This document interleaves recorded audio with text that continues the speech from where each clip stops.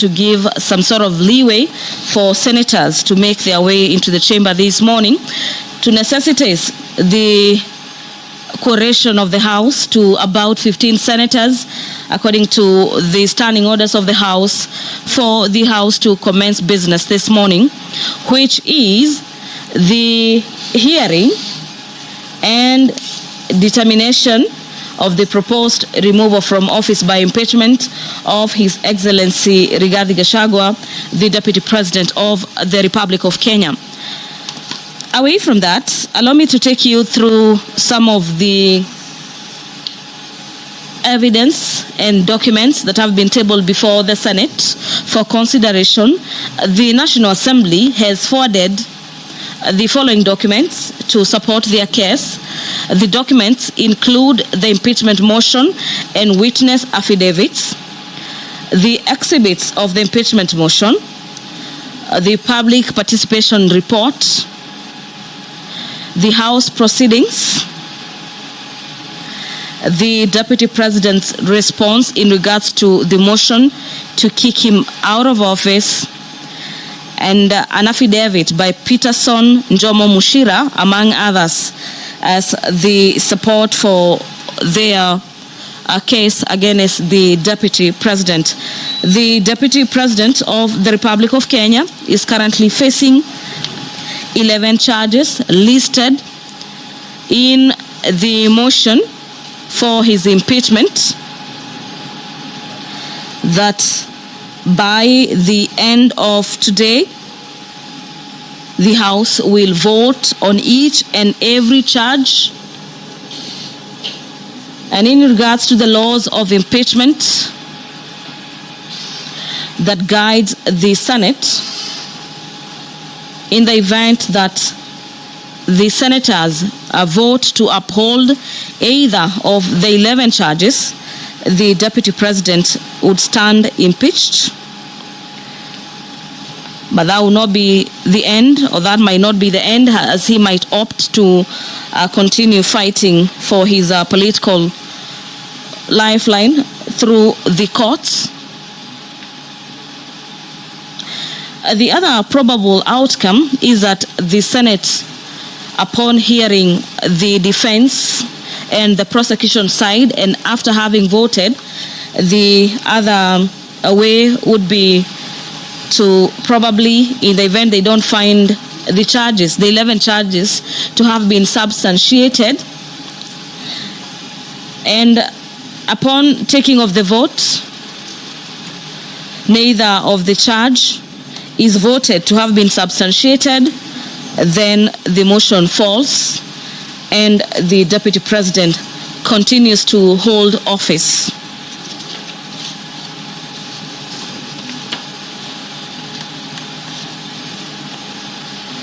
Well, the team representing the Deputy President, Honorable Rigathi Gachagua, who until last evening said their witness was only going to be the Deputy President in response to the charges leveled against the Deputy President. The team is being led by Senior Counsel Paul Moite, being the lead counsel for the defense team. They equally have Elisha Odhiambo, an advocate of the High Court, Mr. Tom Mashira, Advocate Ndegwa Njiru, Advocate John Jomo, Advocate Faith Waigwa, Advocate George Wandati, among others. They are totaling to about 14 advocates who are at the Senate to defend the Deputy President, who is the only witness in his case for impeachment. The defense has equally forwarded documents to the Senate in regards to how they intend to counter the accusations facing the second in command. The accusation among them are the documents that the defense is supposed to be relying on for the better part of today to defend the Deputy President the response to the particulars of the allegations in the motion by Honorable Mwengi Mutuse. This is a response to the charges leveled against the Deputy President in the impeachment motion. They equally have presented witness affidavits of Honorable Gachagua, EGH, and further witnesses in further affidavits under Volume 4 of the documents by the Deputy President. The defense equally has video and electronic evidence that will be played for the better part of today as they seek to convince senators why they should be throwing out the case against the Deputy President Rigathi Gachagua.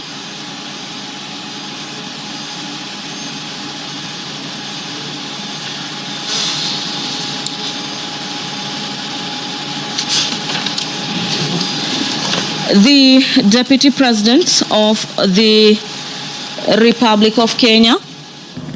Kindly take your seats. Clerk, you may now call the first order. Order number 1, communication from the chair. Now, during yesterday's session, there's a volume that had been made available by the Council for the National Assembly. And I remember Senior Counsel Mwite, you sought for time to look at it and confirm indeed that the photocopy did not introduce new material. Can we therefore now admit that document, Senior Counsel?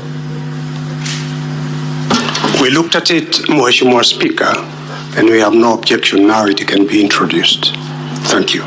Very well. May the same be admitted and be made available to all honorable senators. Next order.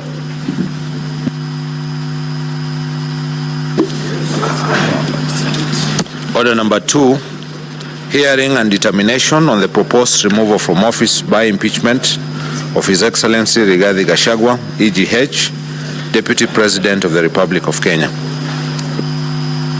Now, honorable senators, ladies and gentlemen, at the rise of the House last night,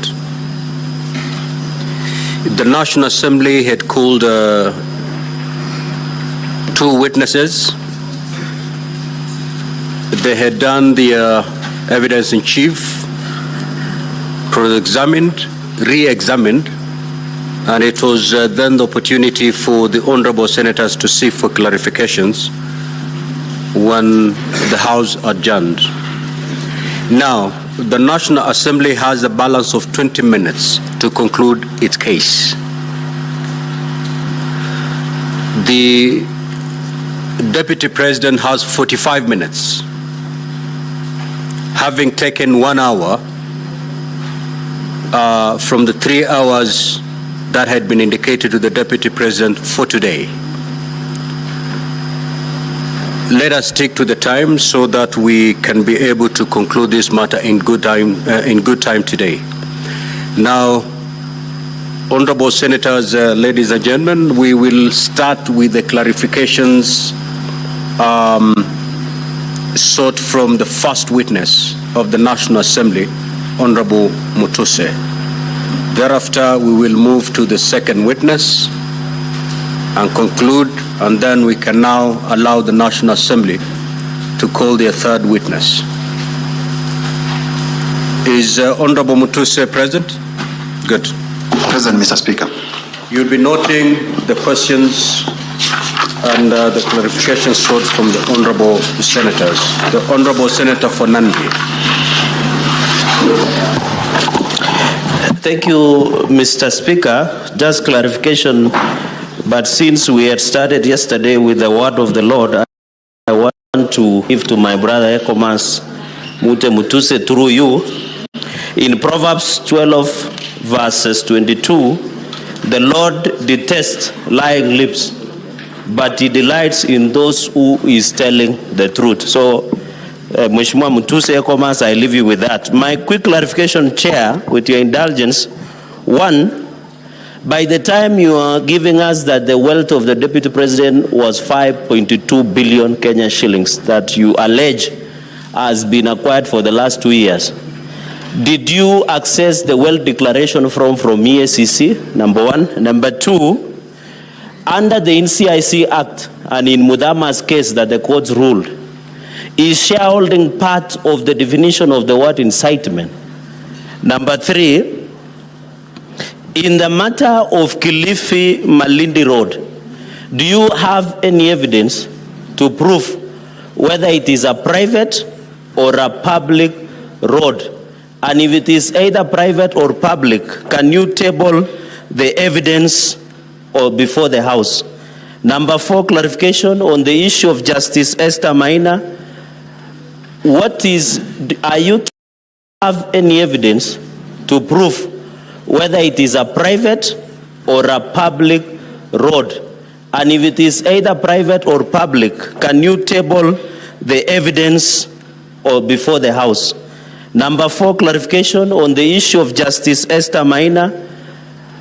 Are you telling us that since the Deputy President is the Deputy President of the Republic of Kenya, does he a right as a citizen of Kenya not to bring any complaint against any officer, including judicial officers? Finally, on the update, on 1st October 10, 2024, Cabinet Secretary Mutua. Senator Kenyan. Thank you, Mr. Speaker, sir. My question goes to Honorable Mutuse. Honorable Mutuse, was Treetop Hotel, was it available for acquisition? And if that is so, was there any law of procurement that was breached? Second one, what is the age of these DP's sons? Thank you, Mr. Speaker. Senator Fatuma Dulo. Thank you, Mr. Speaker. My question first goes to the Council on the side of the Deputy President. My question is on attack on the national security. And knowing that national intelligence, Mr. Speaker, is a critical organ of a government. And the attack by the Deputy President is a very serious one. And I've seen the video being played that what the current president said when he was the Deputy President is equal. And I heard also Deputy President saying, I have learned from my boss. Does that answer the question of gross misconduct on the part of attack on the security? Number two, the issue of disinheriting the widow. We've been told a lot of stories here, but I really want to know, because we are Africans, matters of widows are very critical. Have you thought of looking for the family of the late Gachagua, just to clarify so many questions that are lingering around that particular family? I thank you. Senator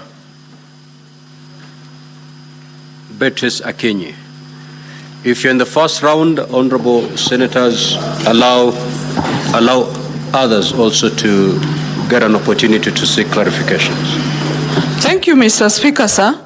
My clarification is to the DP's team.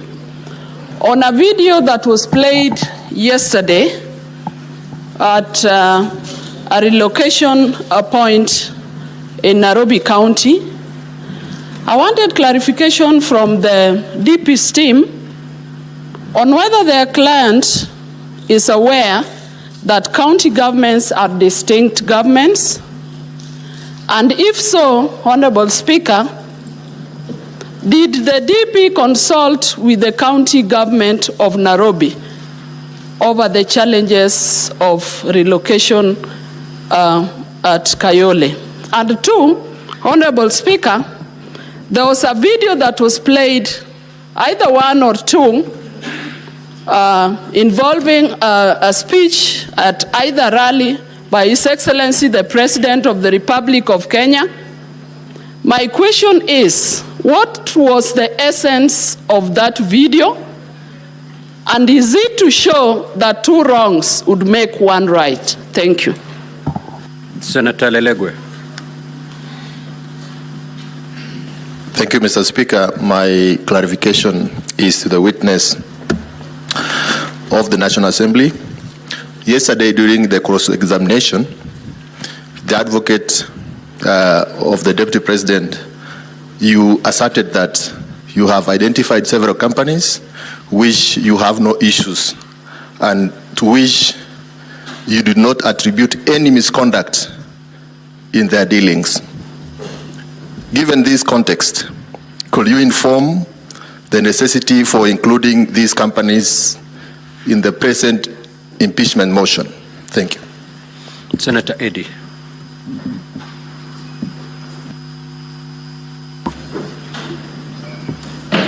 Mr. Speaker, thank you. I have one question for the witness in chief and one clarity question from the counsel for the Deputy President and particularly Counsel Tom Macharia. So I'll start with the Honorable Mutuse. Honorable Mutuse, may you help this House understand whether all the companies that you indicated are for the sons and the spouse of the Deputy President, and whether you established how old they are and estimated the net worth of those companies. Did you manage to estimate the net worth of those companies, and how did you do that? To the senior counsel, the counsel Tom Macharia, in the exploration of ground number 4, you led this House to look at the particulars of the coalition document, the coalition agreement. May you help us understand how we should interpret Article 91 of the Constitution and Article 232 of the Constitution with regards to your response on government being a company equal to having shares and not the country. Thank you, Mr. Speaker. Senator Sek.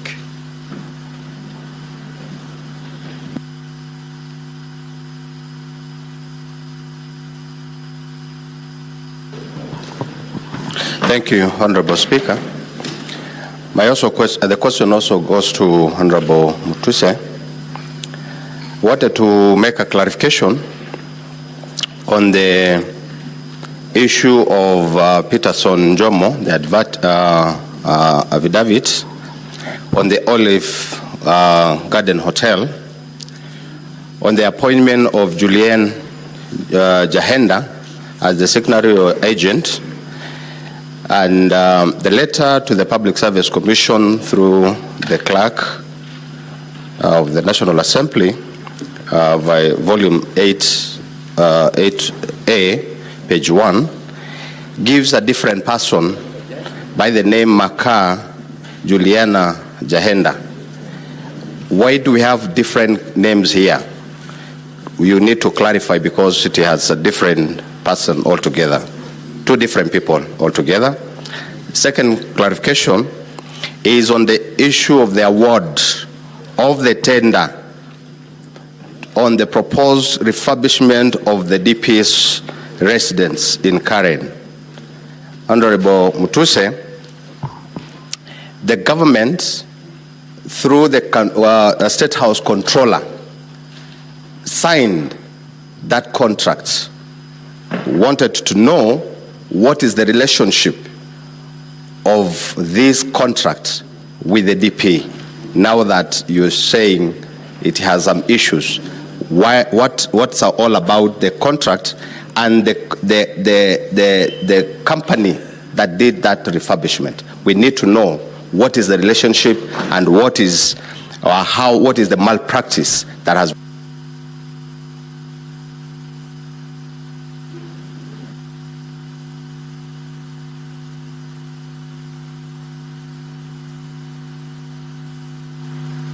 Senator Amida Kibwan. Mr. Speaker, sorry, my question was for Dr. Mulwa. Senator Wakili Sige.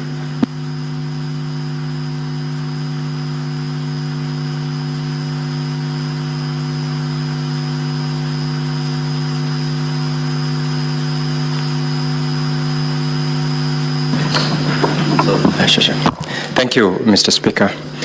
I've got two questions. One to the Counsel for the Deputy President, and the other one, actually both for clarification by the Counsel for the Deputy President. Yesterday, in the course of your cross-examination, you took us to page 410 of Volume 3.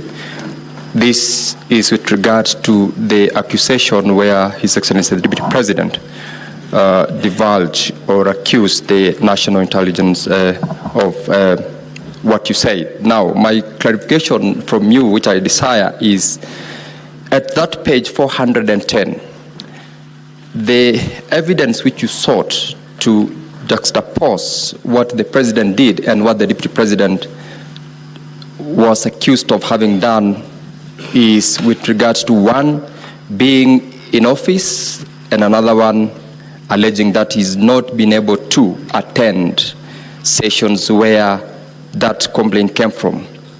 Give us the correlation of the two. And secondly, I share the sentiments by all the senators who've sought to get from you an understanding about the coalition agreements. You attempted to explain yesterday the relationship between company shares and coalition agreement shares. You were asked about the place of this in terms of the regimes of the two kinds of agreements. What do you say as regards shares in a company registered under the Companies Act vis-a-vis post-election coalition agreements registered under the Political Parties Act and the governance of... Senator Batuli Beti Montet. Thank you, Mr. Speaker, sir. Mr. Speaker, sir, I want to ask Honorable Mutuse, is there a minimum age of a client in a bank to get a loan of 700 million?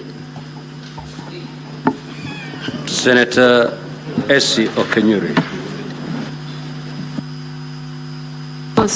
Sorry, Mr. Speaker, my question, I'm awaiting Dr. Andrew Mulwa. Senator Cheriot Aaron.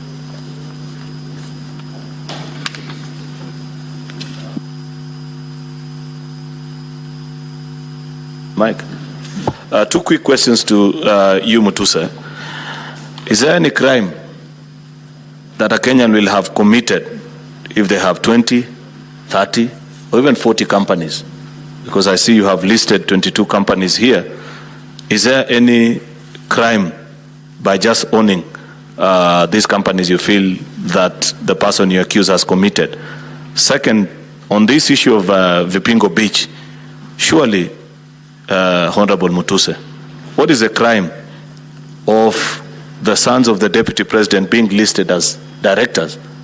Because I have tried combing through your motion to establish what you consider to be either an illegality or a crime on their part by simply being listed as directors. Lastly, Mr. Speaker, is to the Counsel for the DP, Wakili Masharia.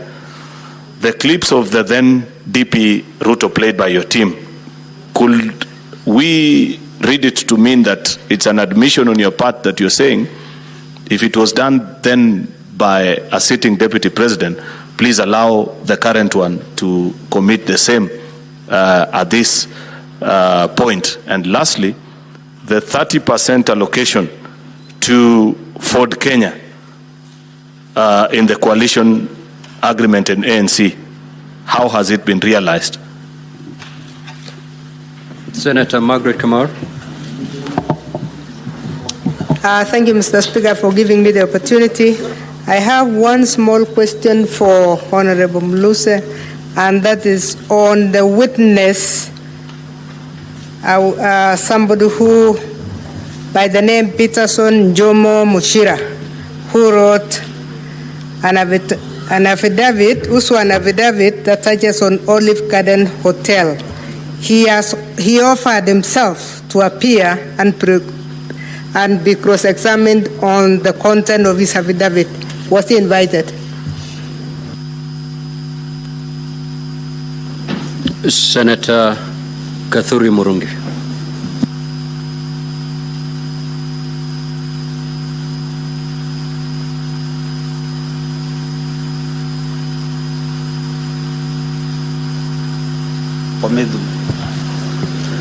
Thank you, Honorable Speaker.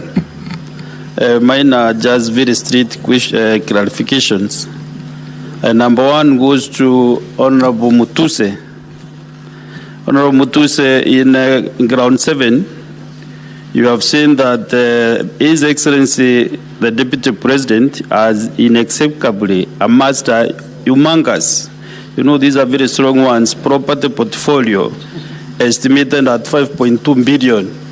So my question is, this is with, I know for an election candidate for last year for contesting.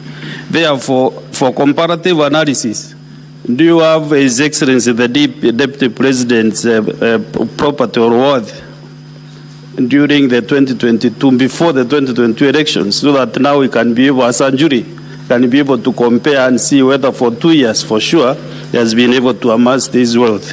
Number two, there is this property in Meru. Many Meru guys have called me last night asking me whether there is evidence to show that this land is in Meru. The last one is to the councils of the Deputy President. There was a clip which was played here yesterday when the Deputy President made a press conference in Mombasa. Immediately after the President did this in Nairobi, 2 different cities. Therefore, I did not get clarity from the councils about this, the question or the clip. So I was really requesting either one of them could be able to expound on that controversy between the 2 pressers in 2 different cities by the principal and the deputy principal of the Republic of Kenya. Thank you. Senator Okoit Omtata.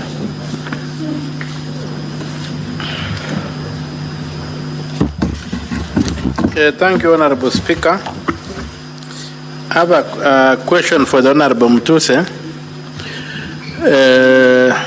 To whom does this motion belong? Because in most of your answers, you keep on saying we. I think, Honorable Senator Omtata, that question was asked by the Honorable Enoch Wamboa, Senator, and it was responded to. So just ask for a different clarification. Okay, and other than that, I wanted to ask whether Honorable Mutuse knows the difference between an impeachment motion and a censure motion.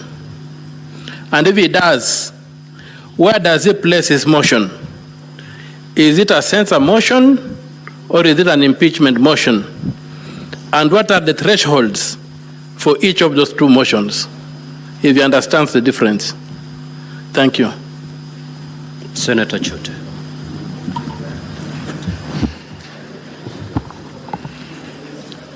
Asante sana Mheshimiwa Spika.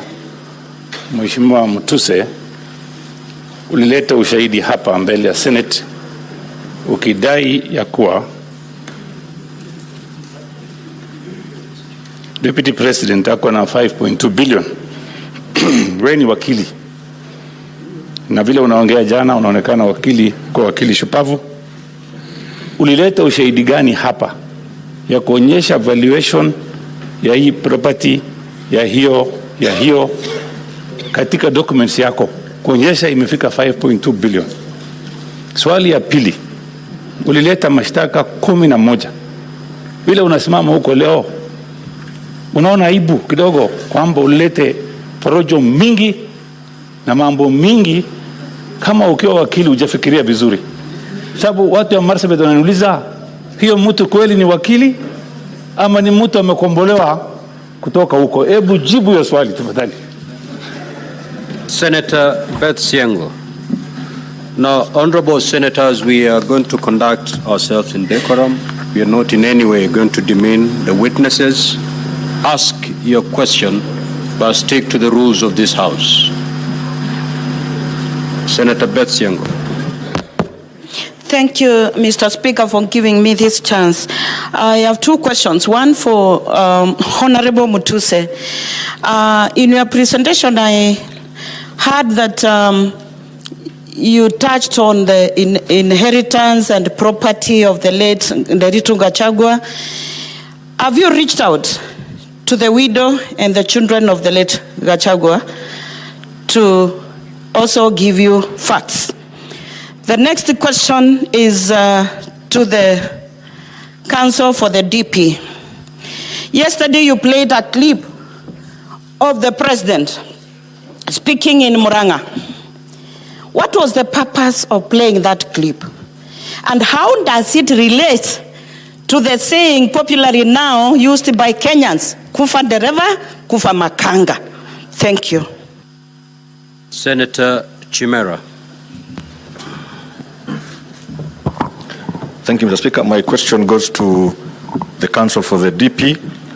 I would wish to seek clarity on the documents that they tabled yesterday, being the coalition agreement, which basically informed the basis as to which the DP has been talking about shares. I just want to know whether there is any document that secures shares in respect of the region where the DP comes from. And secondly, Mr. Speaker, if the Council is aware that his client, at the time those documents were being prepared, he was a candidate for office, and now he successfully became DP, and that he needs to promote national unity, and if it is still in order for him to continue championing for the interest of one region as against the entire nation. Thank you, Mr. Speaker. Senator Richard Onyonk.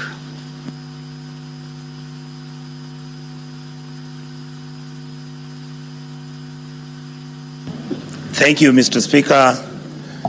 My questions are two, and I would like to ask Honorable Mutuse. I hold you highly. I don't think that you're as idiotic as our colleagues will say. I want to ask you, between the time when the Deputy President was a member of Parliament and the time when he became the Deputy President, were you able to see whether there was a deliberate variation in the amounts of money that he was handling?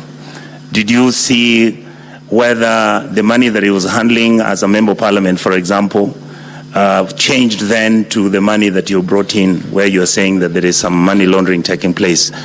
Were you able, or are you able to show that distinction in order for you to make your case? The second question I wanted to ask you again on the same issue.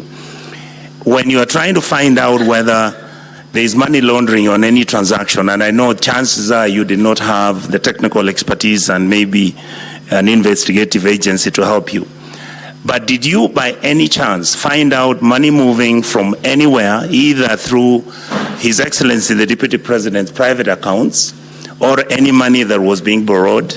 Because I know that one property you've mentioned that it was a loan, but all these other properties that you allege that the Deputy President had purchased, did you link that from money coming from some place or money coming from some illicit, like you say? Because I don't see that evidence on the table. And finally, I want to ask you again, Mr. Speaker, that if you look at the issue of the will of Mr. Gachagua, that is the former governor, did you by any chance get a way to ask either through the wife, the children, whether there was a meeting that took place where they were involved, or whether they were unhappy or happy with the transactions which were taking place?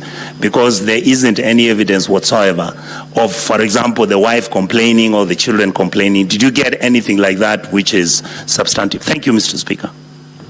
Senator Mutinda Tabitha.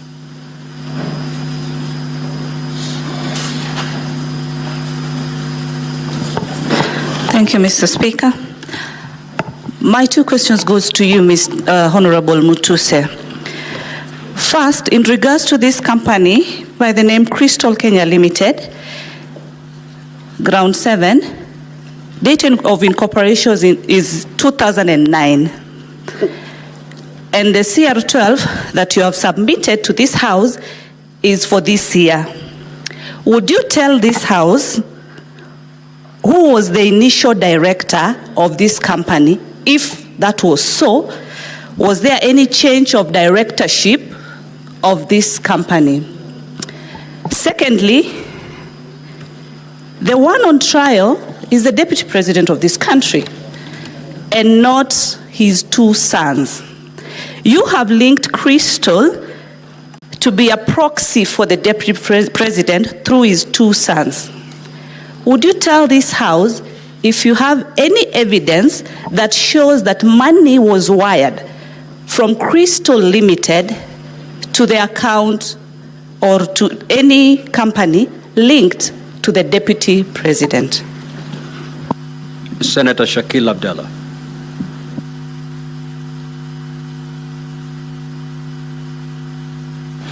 Thank you, Mr. Speaker. My question is to Honorable Mutuse.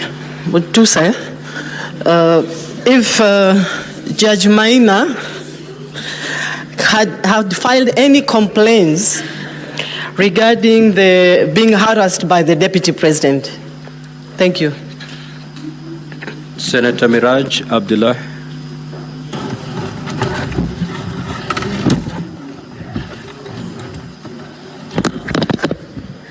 Thank you, Mr. Speaker.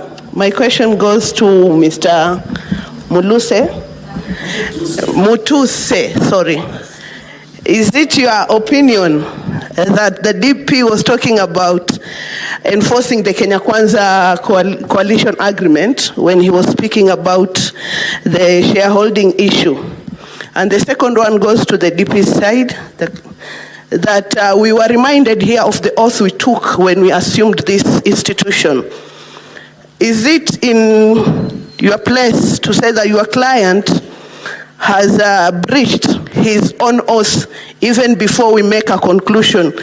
Because we were made to read the third schedule here on justice and directly and indirectly revealing such matters, and the oath of secrecy that His Excellency the Deputy President took. In his utterances, he used to speak about not the Mlima being touched. So in the essence of national unity, don't you think that your client, the DP, or you clarify for us that he has already breached his own oath even before we make a decision as the jury of this House? Thank you, Mr. Speaker. Senator Kisang.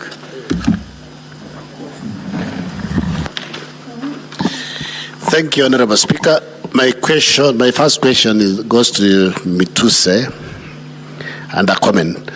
Honorable Speaker, I want to find out from Mheshimiwa, out of the 22 companies that you've alleged as associated with the Deputy President, how many are really of interest to this particular impeachment? Yesterday you talked about the one in Rea Vivingo, and we saw that 10,000 of the shares, the total shares, are owned by the estate of the late Governor Gachagua. And then a comment, Honorable Speaker, is the clips that were played yesterday on shareholding. I think I want to ask the legal counsel for the deputy president. It looks like we didn't stop campaigns after election. It looked like we continued to provocate campaigns because we expected the deputy president, immediately after campaigns, we stop about this thing of shareholding because. Senator Maanzo.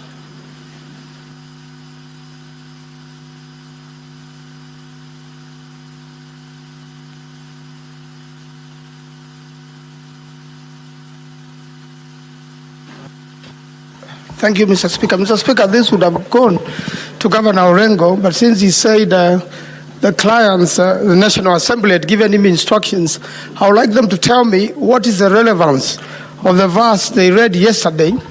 And also, on the floor of the National Assembly, they read a verse that when bad leaders rule, badness increases in a country. And when good leaders rule, goodness increases in a country. Finally, what is the maximum number of companies can an individual participate in under the law? I thank you, Mr. Speaker. Honorable Mutuse, you may now proceed to respond. You have exactly 10 minutes to do that. Thank you, Mr. Speaker and honorable senators, for this opportunity. I have, from the questions that have come across, there are many that relate to the companies, and with the intelligence, allow me to start from there. Senator Cheriot, Senator from Marakwet, and several senators have asked why I listed 21 companies and why I said I did not have an interest in some of them.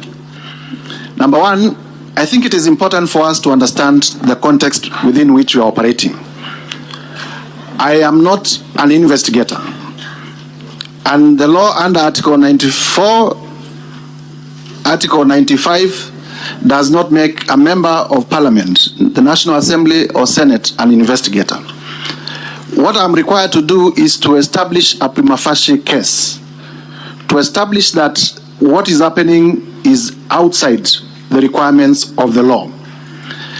And having been in this country and with a lot of enthusiasm in matters governance, I also know that this Senate has had opportunity to consider the impeachment of the late Nderito Gachagua.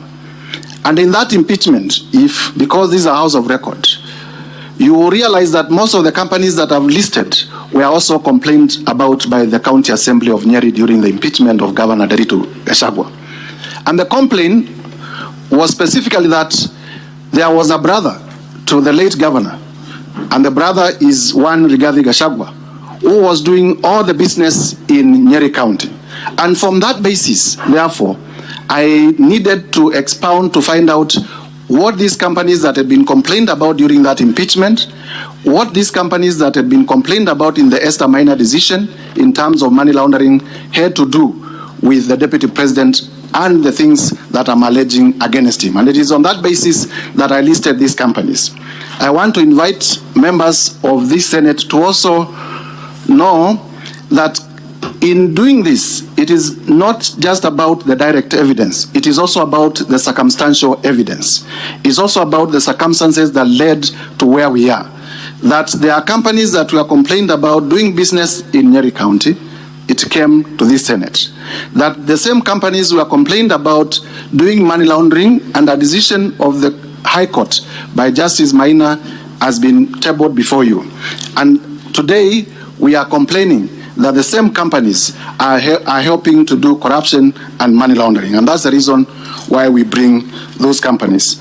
Please notice that in an impeachment, because I've been asked about threshold, and I know you know about it, my work here is not to prove criminal liability. It is not to prove beyond reasonable doubt. My work here is not to prove civil liability, but to show political responsibility. And I have been able to do that. In terms of Vipingo Ridge, the question I want to invite honorable senators, and I request that you listen to me. I was told yesterday that Vipingo Ridge, the two sons of His Excellency the Deputy President are mere directors, and that the shares are owned by the estate of the late Derito Gachagua. But then you ask yourself, all of you here, you have children, why would my brother's children own my estate and not my children? Why would my brother's children be the ones who are directors in my estate and not my own children? If you die today, will your children be the ones being directors of your properties, or it is the children of your brothers? Don't you see this is suspicious? It is obviously suspicious. Number two, in law, and I want to challenge anyone. An estate, what is an estate?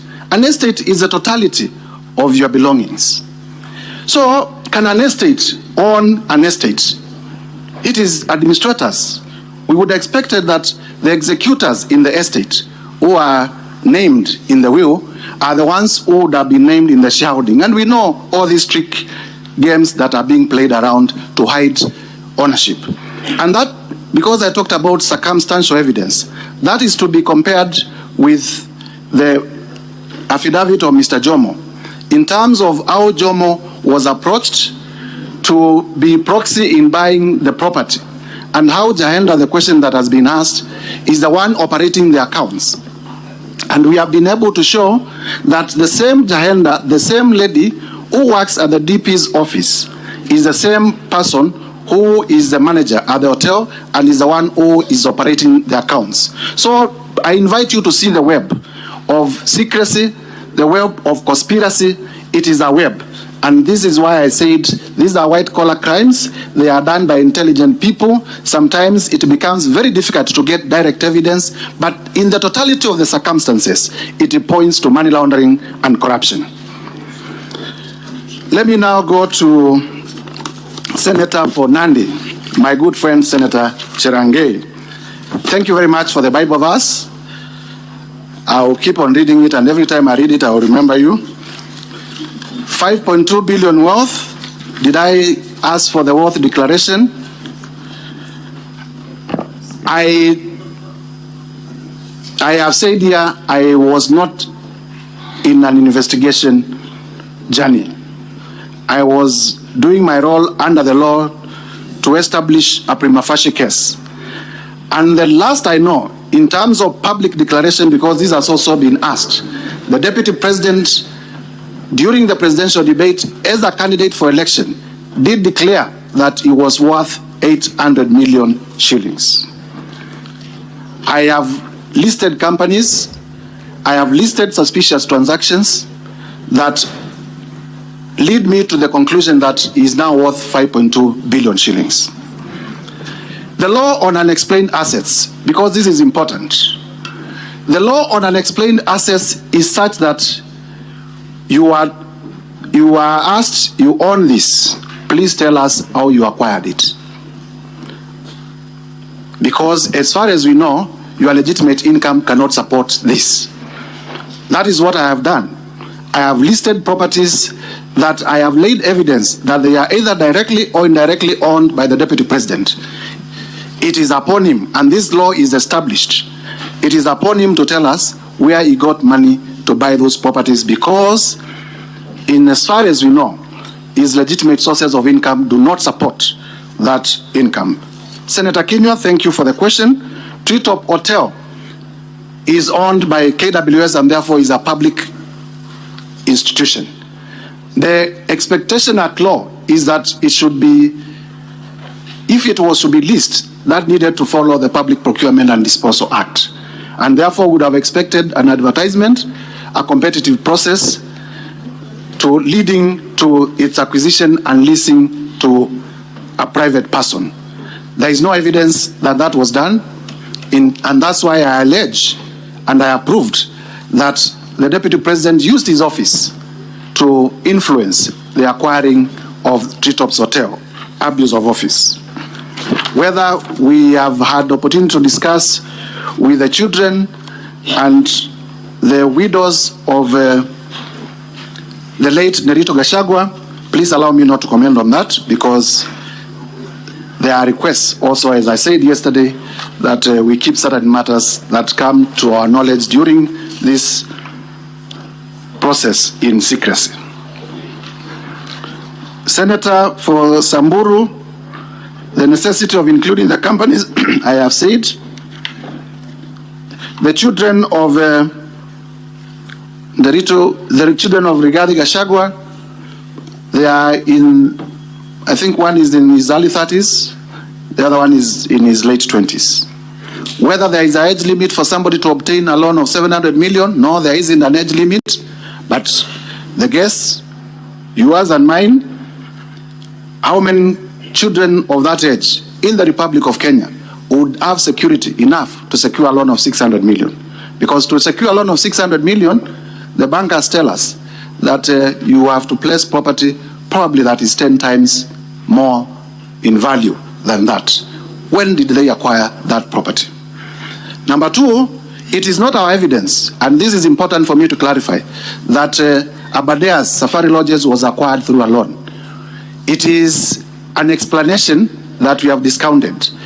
He said that they obtained a loan of 600 million, but the only document that was produced is an offer letter for the loan.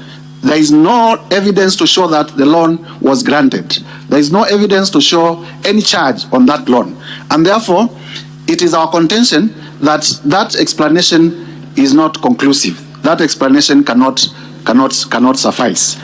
And therefore, it goes back to the Deputy President to tell us where he got the 535 million, where he got the 143 million to buy those properties, because the loan is not substantiated. Senator, in terms of Olive Gardens, we have been able to show Julian Jahenda, the one managing the hotel and the one working in the DP's office, is one and the same person. Jomo, we bought the hotel on a promise that the Deputy President, the truth of the matter is that conclude, Honorable Mutuse. Jomo bought the hotel 2 minutes to as a proxy for the Deputy President. What problem do we have with refurbishment at the office of the Deputy President? We do not have a problem with the tender, we have a problem with the priorities. Kenyans today, and the Deputy President is talking about it, are crying about services. Is it a priority to renovate the office, or is it a priority to give water to the people of Kibwezi?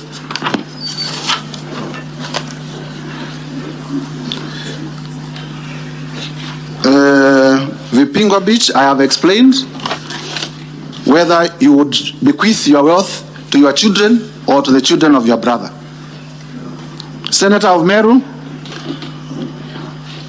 the property, there is an admission from the response by the DP that he actually owns a property in Meru, so I do not need to belabor that point. He has already admitted he owns a property in Meru, but he says he got a loan from one of the local circles. He has not produced evidence for that loan. And therefore, to my contention, that issue is already proved. In terms of the NIS address in Mombasa and why we complain about it, imagine, and I do not want to imagine that, somebody was a member of Al-Shabaab, and the Deputy President, none other than the Deputy President, stood up and said our intelligence system has collapsed. Wouldn't that be the right time to strike? That is the risk that the country faced by that particular announcement. I thank you, Mr. Speaker. Thank you. Let us have the second witness.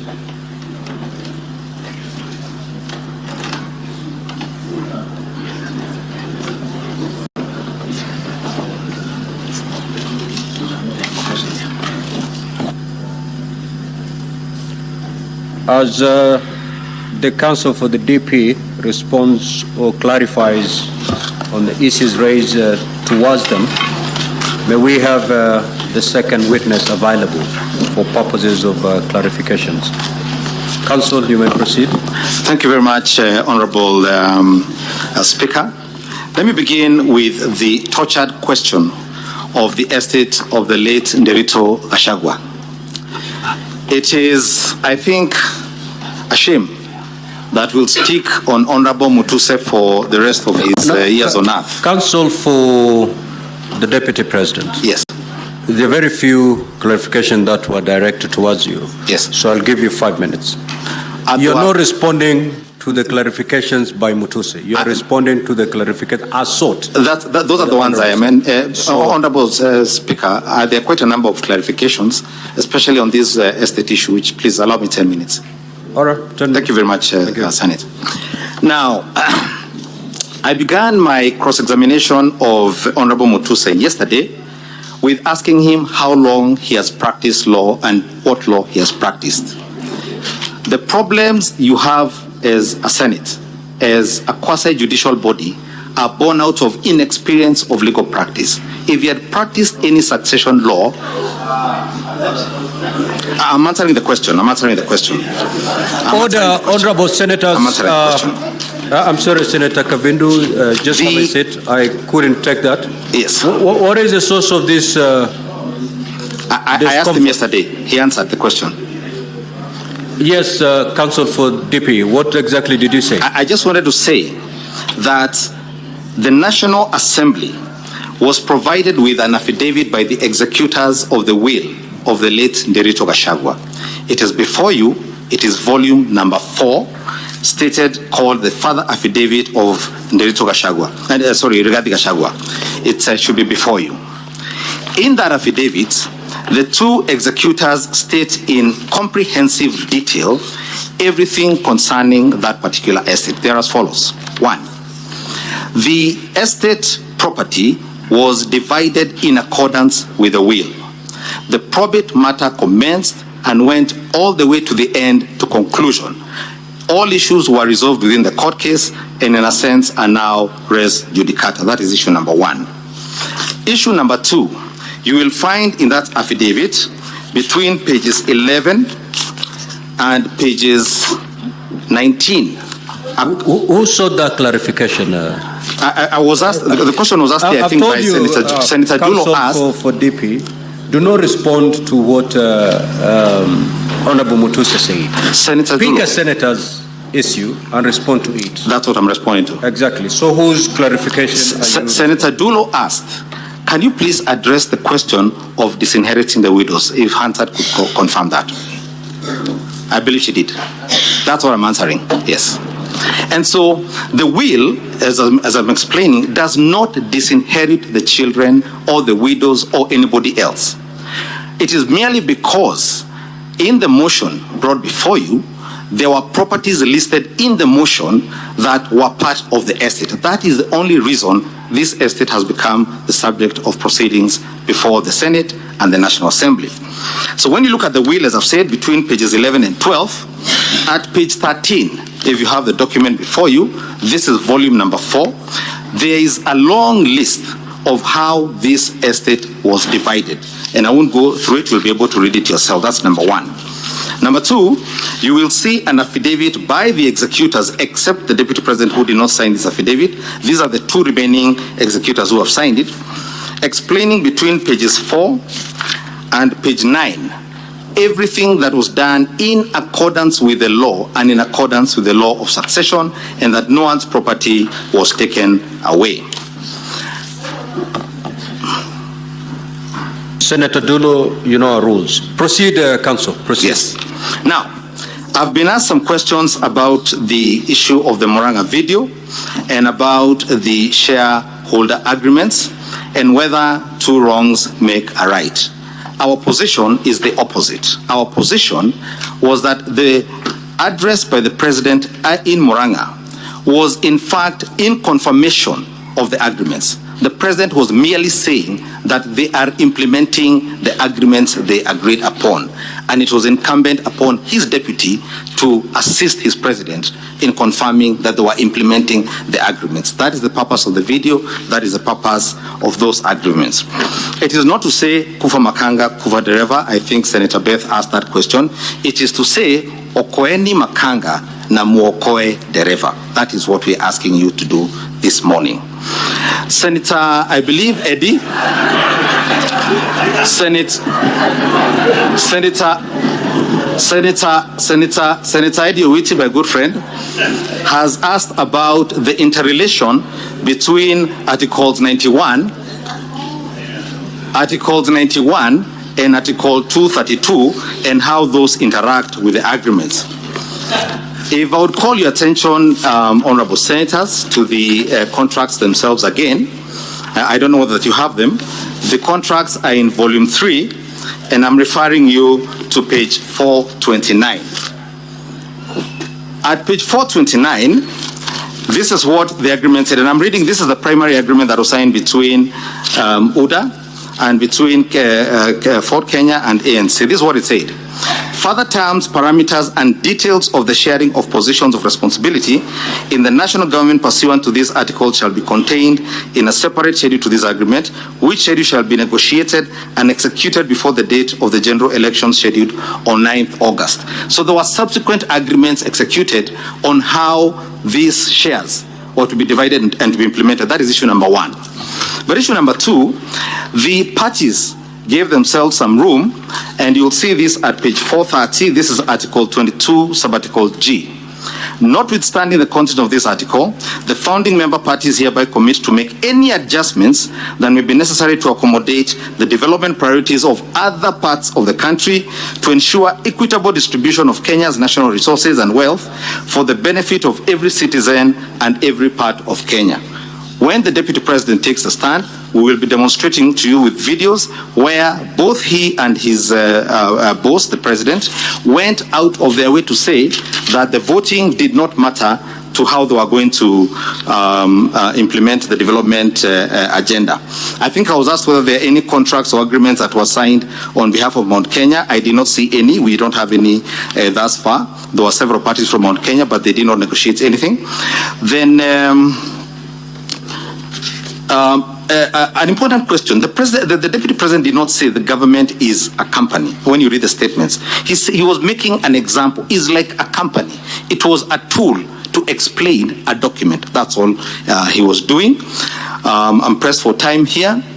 Yes, Senator Chariot asked a question about two wrongs making a right, and whether the current DP is conceding that because he did what the former DP did, that then he is guilty. Again, far from the truth.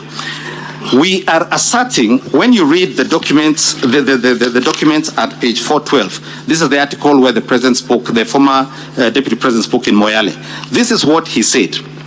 The Deputy President reiterated that he used to ask tough questions when attending the National Security Council meeting about schemes of murder. It is something that has troubled me a lot, and that is why we have put it to the Kenya Kwanza Manifesto that extrajudicial killing must come to an end. It is illegal and constitutional and offends every principle of the right of life. In law, there is no secrecy where crimes are committed or there is violation of the Constitution. The Deputy President was merely following the mentorship of the man who occupied the office before him, and was not releasing any secrets that did not concern illegalities or unconstitutionality. So that deals with the question of oath of secrecy. I think that was asked. And because of shortage of time, I'll allow my learned colleague, Mr. Elisha Ongwae, to come and answer a few questions. Thank you very much, Honorable Senators, for your time and your attention. How many minutes, Clerk? Mr. Speaker, 3 minutes will be enough for me. No, we need to know how much time you have. Okay. You have 2 minutes. Okay. Thank you, Mr. Speaker. Ongoya for the Deputy President. Proceed, Council. Thank you. Council. To the question whether the Deputy President is aware that county governments are distinct, our answer is simple. Governments at national and county levels are distinct and interdependent. So the constitutional architecture is not to create pigeonholes, is to create cooperative and interdependent governments.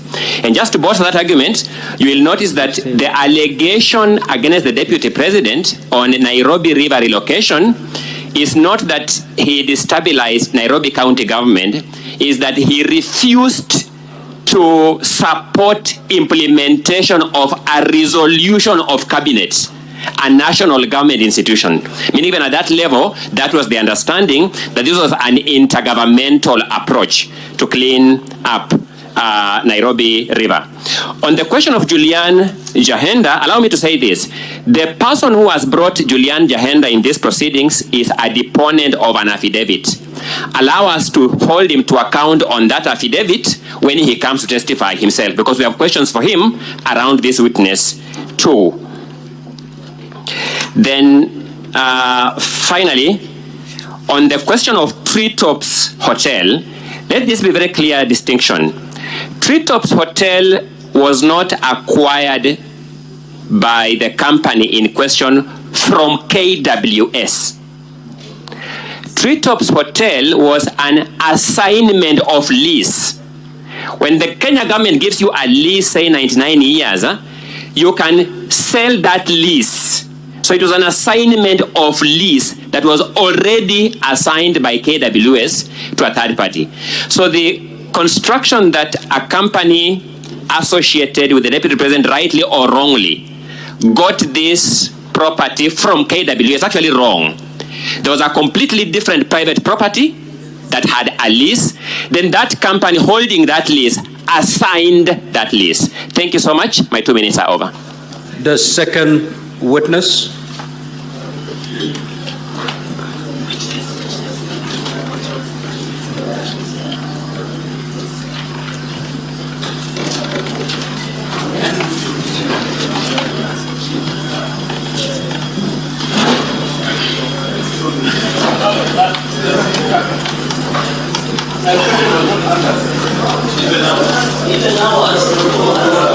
Order, honorable senators. Senator Olekina, proceed.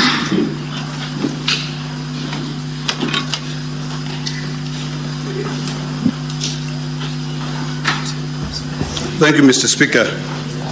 Mr. Speaker, my question to Mr. Mulwa.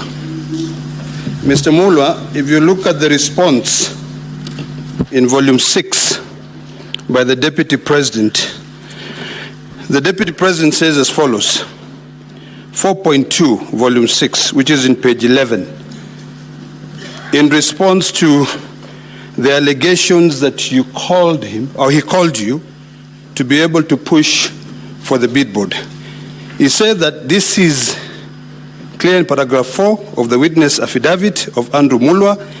He contradicts himself by claiming that on the 11th July 2023, I pressured him to surrender the original bid board, yet by the letter dated 5th of May 2023, KEMSA had requested for collections of the original bid. Thus, there was no cause for pressure to be exerted on Mr. Mulwa or any other person.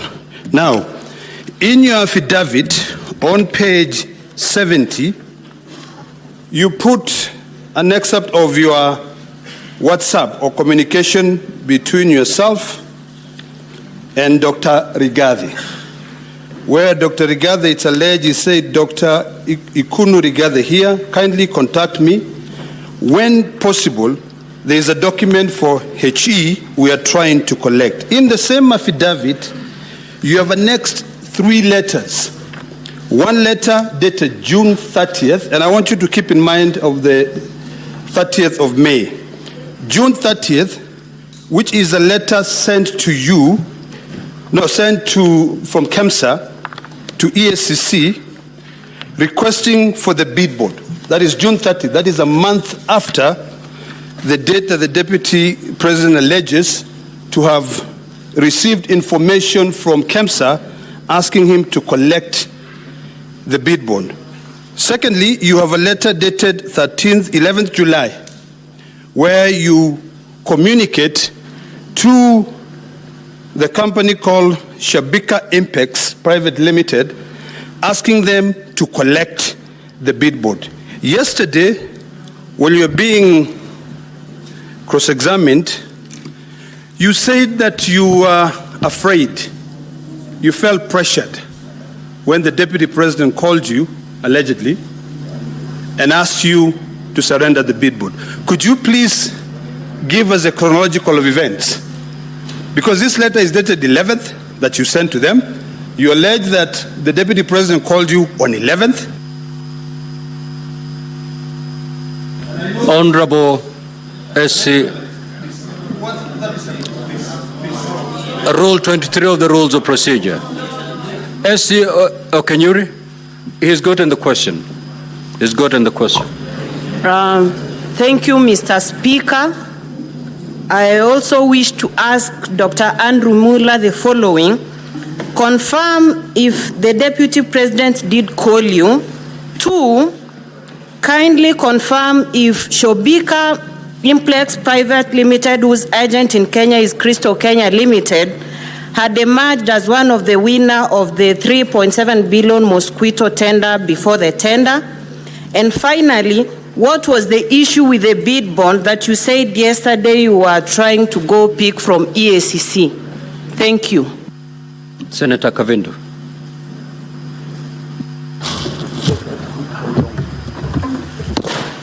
Thank you, Chair. Mr. Speaker, my question is directed to to Mutuse and maybe his lawyers. Yes, I'm directing it to his lawyers. Please, kindly give me my time. I didn't talk, Olekina, when you were talking. Senator Kavindu. Thank you, Mr. Speaker. Let me go ahead. Address yourself to the chair. Thank you. Proceed. One of my questions is about the speech which Honorable Mutuse said that the Deputy President addressed from Mombasa.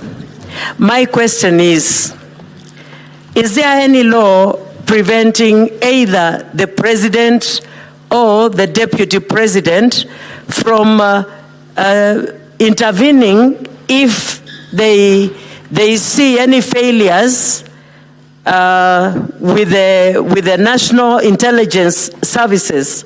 Is there any law preventing them from intervening or questioning the National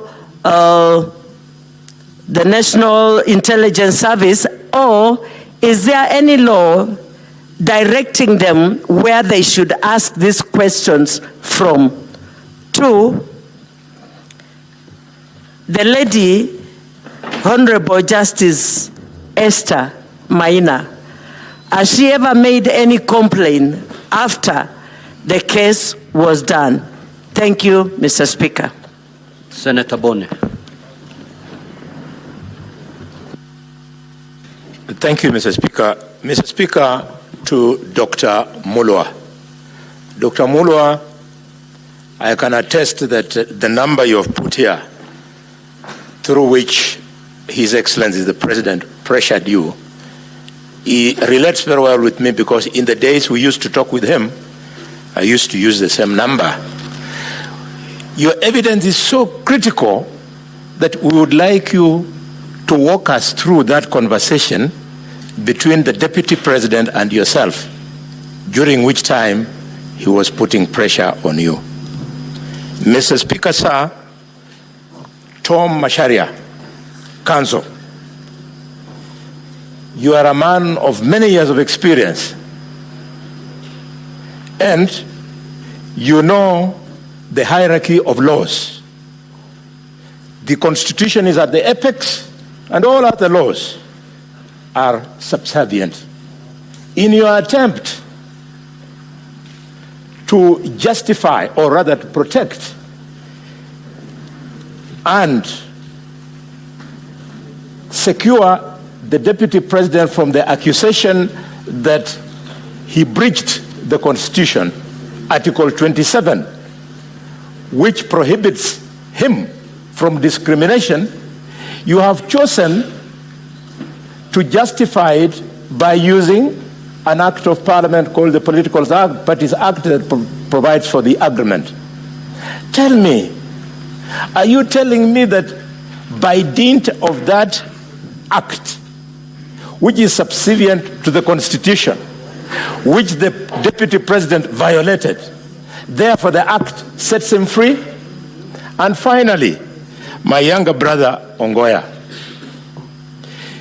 you have told us that for Mutuse to be able to prove that there was insubordination, he needed to bring something from the supervisor. Senator Hamida.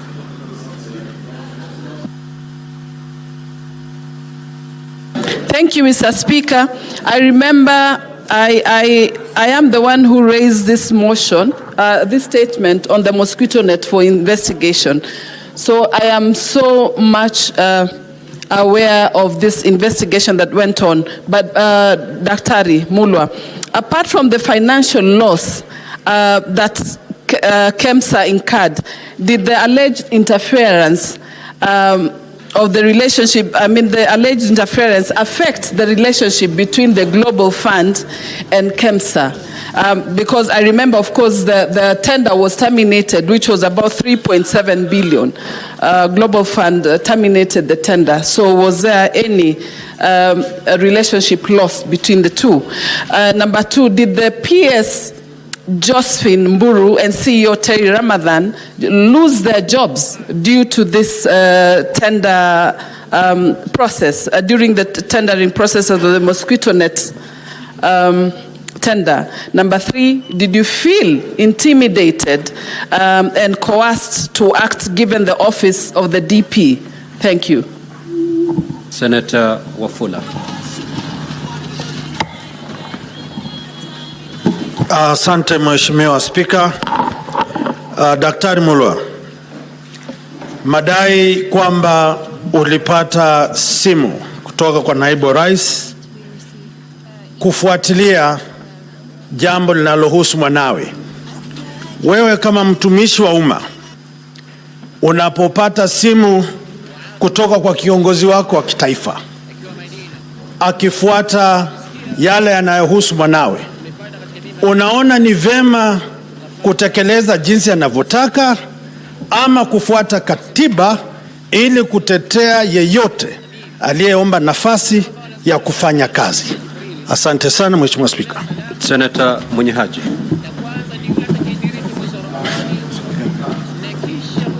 Pia mimi swali langu ni kwa Daktari Mulwa kwamba hii zabuni ulisema kuwa ilifutiliwa mbali. Je, wakati ilipofutiliwa mbali kuna hasara yoyote ilitokea kwa serikali ama kwa KEMSA kutokana na kufutiliwa mbali kwa zabuni hiyo? Pili ni kuwa wewe kama mkurugenzi wa KEMSA ulichukua hatua gani ulipopata simu ama ulipopata maelezo kutoka kwa naibu wa rais kwamba hiyo tenda ama hiyo zabuni ipewe mtu fulani? Asante. Senator Muma. Thank you, Honorable Speaker. Dr. Mulwa, I have two related questions to you. One, is the return of bedboards part of the procurement process? And if it is part of the procurement process, would you say that a call from the Deputy, His Excellency Deputy President on this issue amounts to interfering with the procurement process? Thank you. Senator Mariam.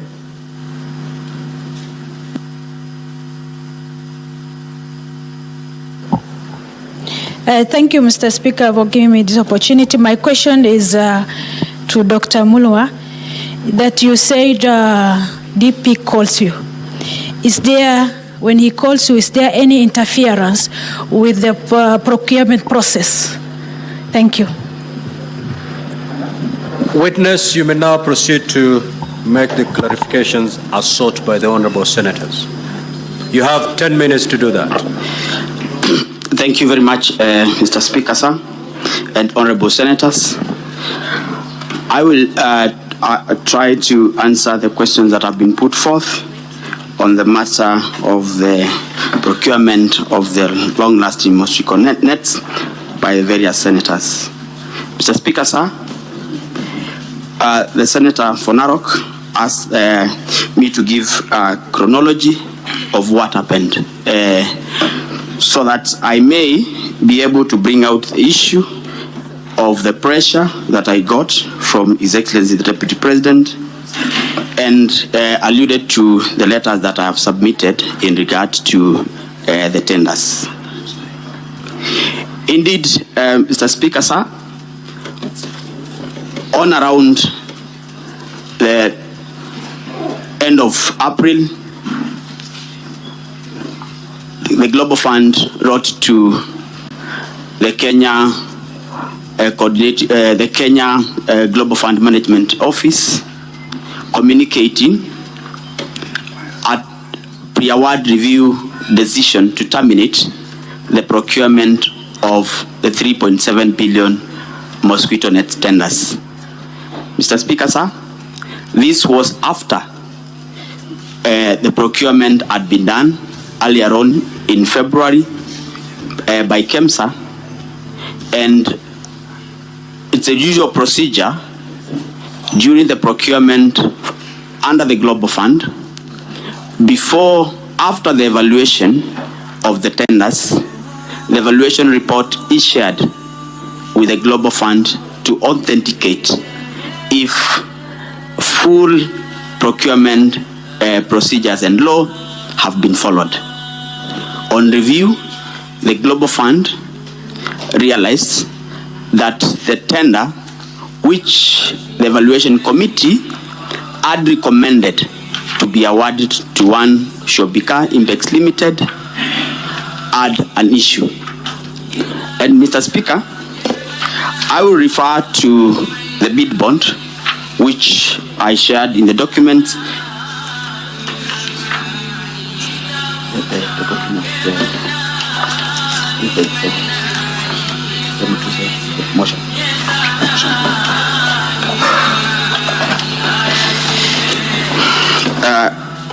In the motion, I think it's page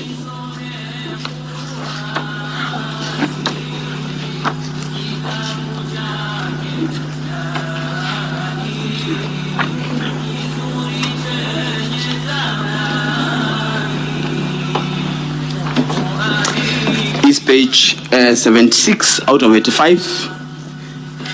Mr. Speaker and honorable senators, if you look at the bid bond that I'm referring to, the bid bond down there has a stamp of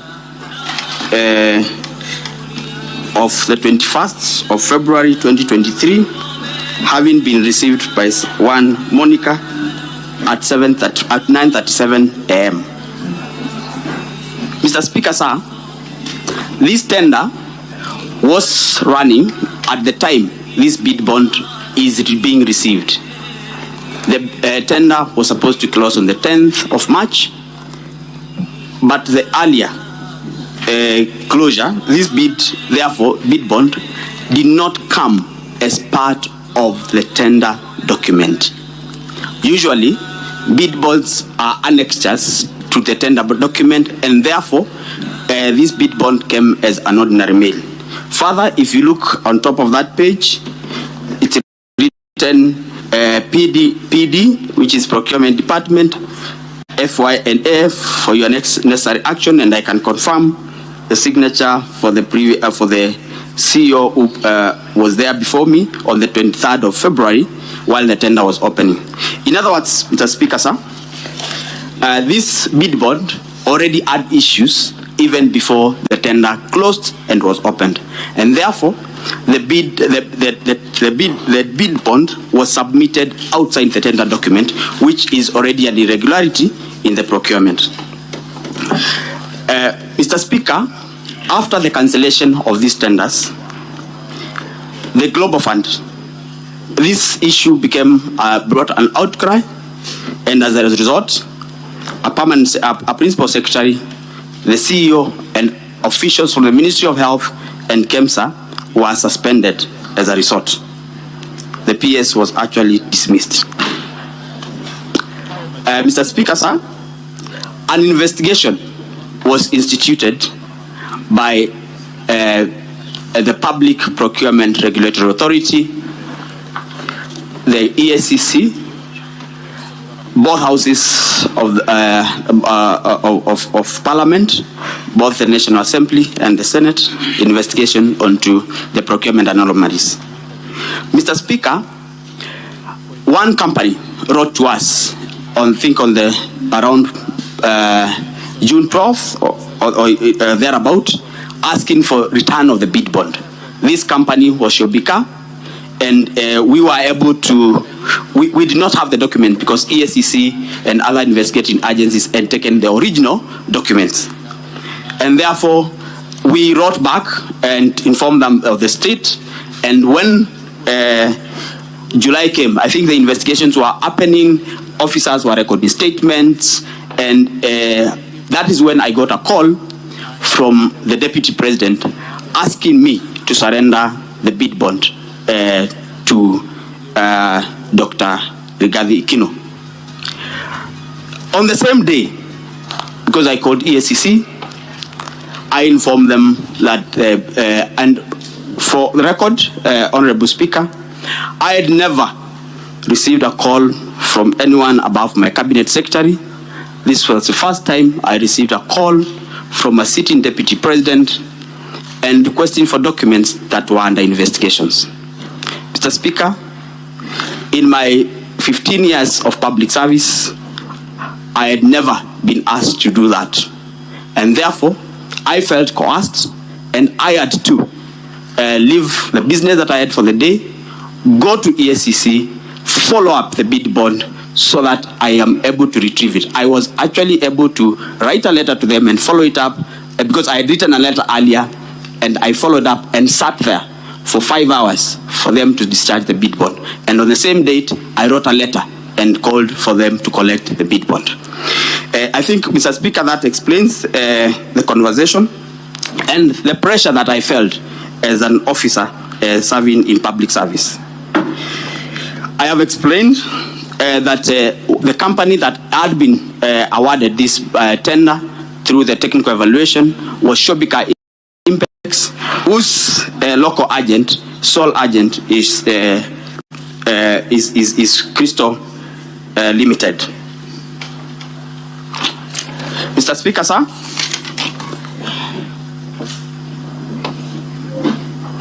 I have walked the Senate through the conversation that I had with the question asked by Honorable Dr. Boni Alwale on what transpired and how I was able to get the bid bond.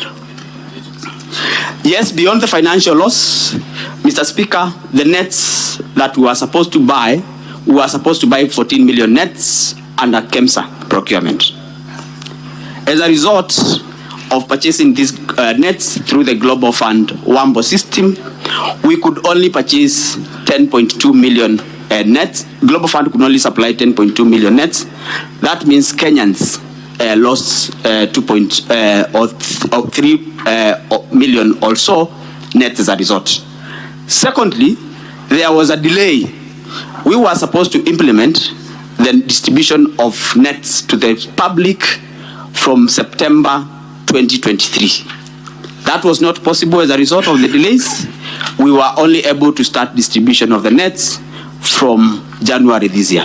In effect, there was a loss in terms of money, there was a loss in terms of number of nets, and 3, there was a loss in terms of citizens did not enjoy the protection that they would have gotten from the nets in the time that had been envisaged. Indeed, I can confirm, and I have already mentioned, that PS Josephine was dismissed, and acting CEO and other officers were also suspended. About following the law, when I got the call, Honorable Speaker and Senators, I was able to, consult the investigating authorities, and through correspondence, I was able to get the documents as per the law, and therefore, I did not in any way go out of the law as a result. Is the return of bid bond? Mr. Speaker, I'm told my time is up. Can I wind up? The remaining queries.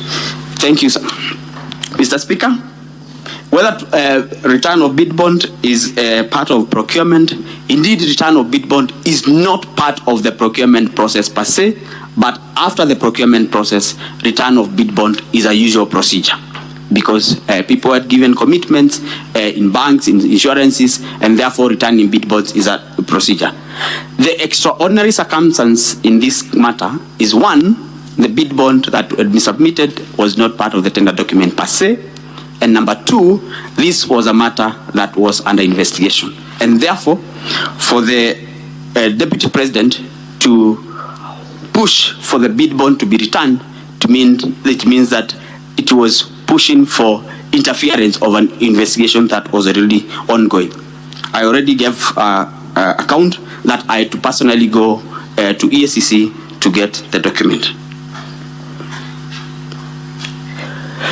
Mr. Speaker, I submit. Thank you. There's some clarifications that are sought from Council Macharia.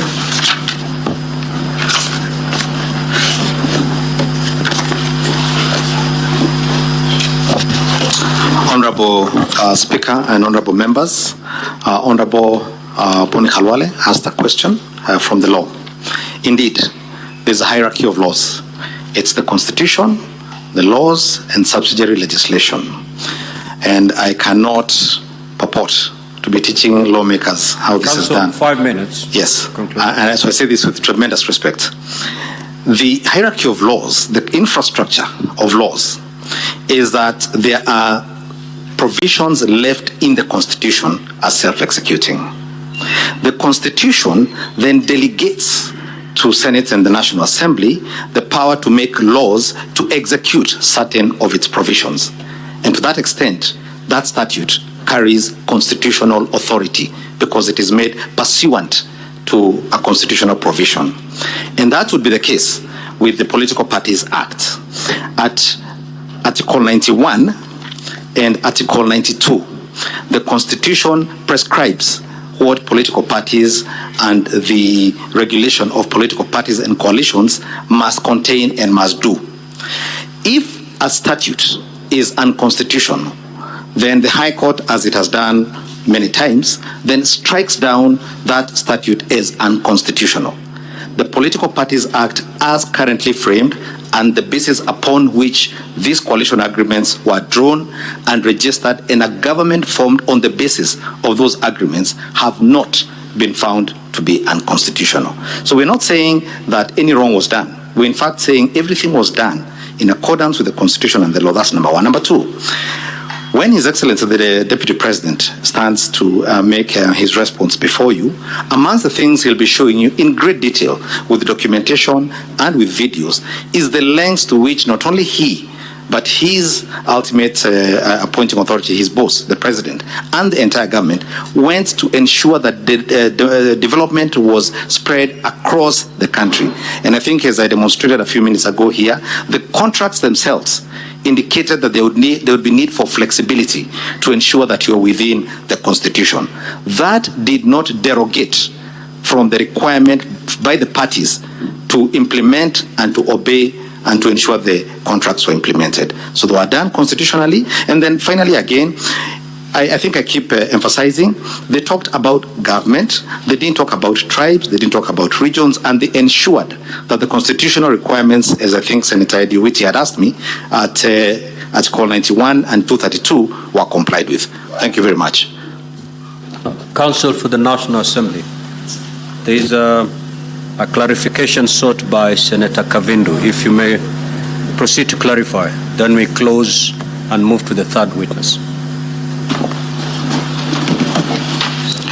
Thank you very much, Mr. Speaker.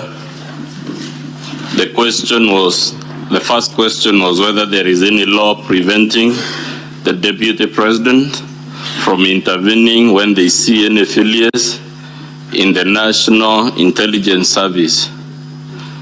The answer is that the oath of due execution of the office of the Deputy President, which is in the Constitution, it's part of our Constitution, prohibits the Deputy President from disclosing matters, especially those relating to national security, that are committed to his secrecy.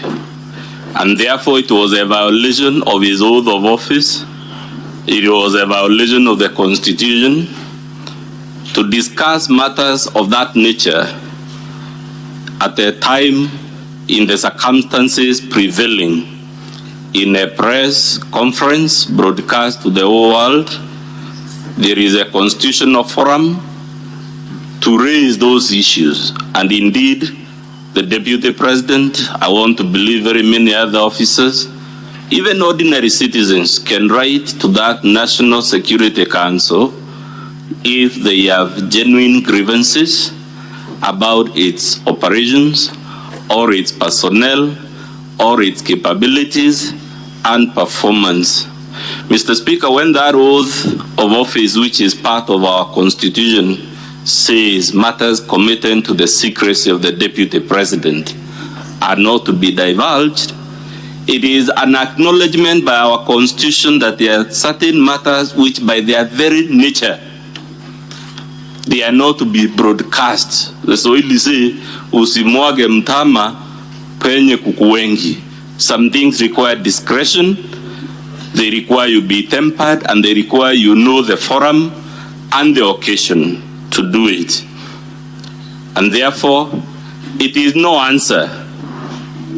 Even if we were to accept, for argument's sake, that all the grievances the Deputy President had are factually correct, it will still be no answer to that charge. The second question was whether Justice Maina has made any complaint after the case was done. We are not aware of any complaint lodged by the Honorable Lady Justice Maina. But that question, Mr. Speaker, also tells you why this is an impeachable offense. Those who know our constitutional theory say judges hold neither sword nor the purse. The reason our constitution protects judges and puts them in a special place is because unlike politicians and the executive, they have no way and no forum of dealing with harassment from the political branches of government. But if we are wrong in that, Mr. Speaker, again why I'm very happy with this question, you imagine, let's accept for argument's sake that indeed Justice Maina could have lodged a complaint, because it's possible she would have walked to a police station, met an OCS there, recorded a complaint and a statement. Dr. Mulo has just been here as a junior officer. The practicalities of an OCS, a police constable, summoning the Deputy President of the Republic to respond to a complaint, the whole specter of handcuffing, taking fingerprints, processing the Deputy President to take him to the magistrate's court to answer to a criminal offense, would subject that office to so much indignity. And because the design of our constitution is that people holding certain offices, in fact the constitutional text is that they should behave in a manner that brings honor and dignity to the office. It is to save the country the drama, the spectacle of a junior police officer, a junior prosecutor, harassing, arresting, prosecuting a deputy. And because we don't want to subject our democracy to this kind of showbiz, that is why this Senate is vested with the power of impeachment, and that is why our Supreme Court has said several times, as I pointed out yesterday, the test is not whether he is criminally liable or civilly liable, which is the business of the judiciary. I so submit, Mr. Speaker. Now, Counsel for the National Assembly, you may call your third witness.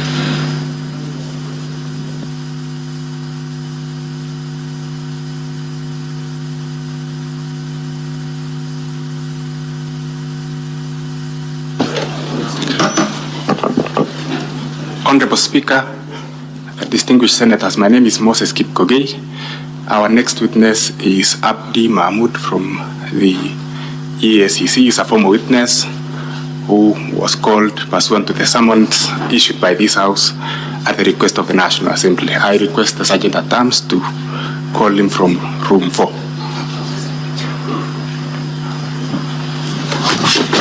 Sorry.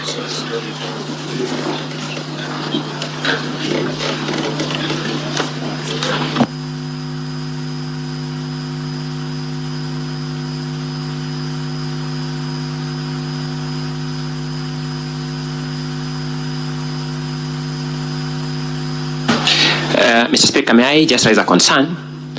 It is true that this witness was called pursuant to a summons of the Senate, but normally a witness is called to produce a particular document or to produce a particular item. As we stand now, none of us knows what this witness is coming to produce, so we can't even pull it out from these massive documents. We want it to go on record that this is trial by ambush. We will know for the first time what this witness has come here to do when he begins speaking. I just want that to go on record, but before he starts, I want counsel to tell us what documents this witness wants to rely on, so that against all the unfairness we have witnessed, at least we can have some semblance of looking at it. Thank you, Mr. Speaker. Counsel for the National Assembly, what say you? Mr. Speaker, the documents to be identified by the witness are contained in volume 8A of our bundle. Calling the witness, please.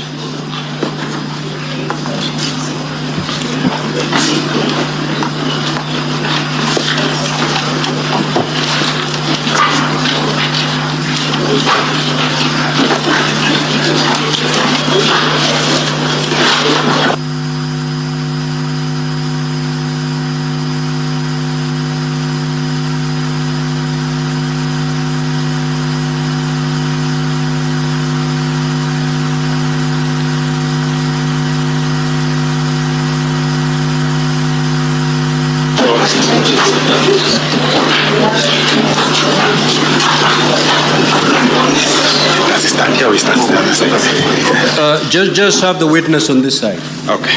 Where the others took the oath.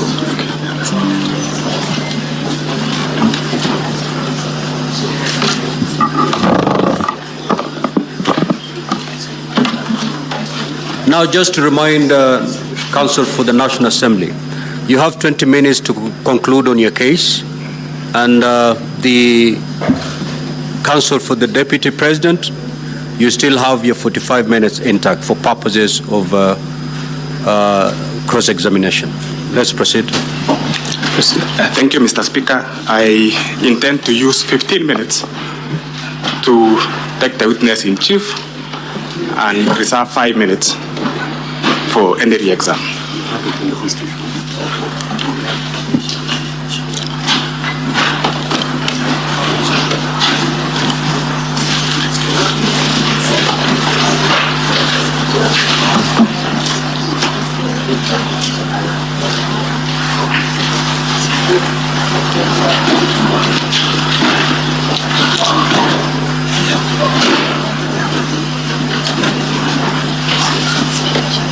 So before the witness takes an oath, Counsel for the Deputy President, you do confirm now that you understand and you know the documents that the witness is going to produce as contained in volume 8A.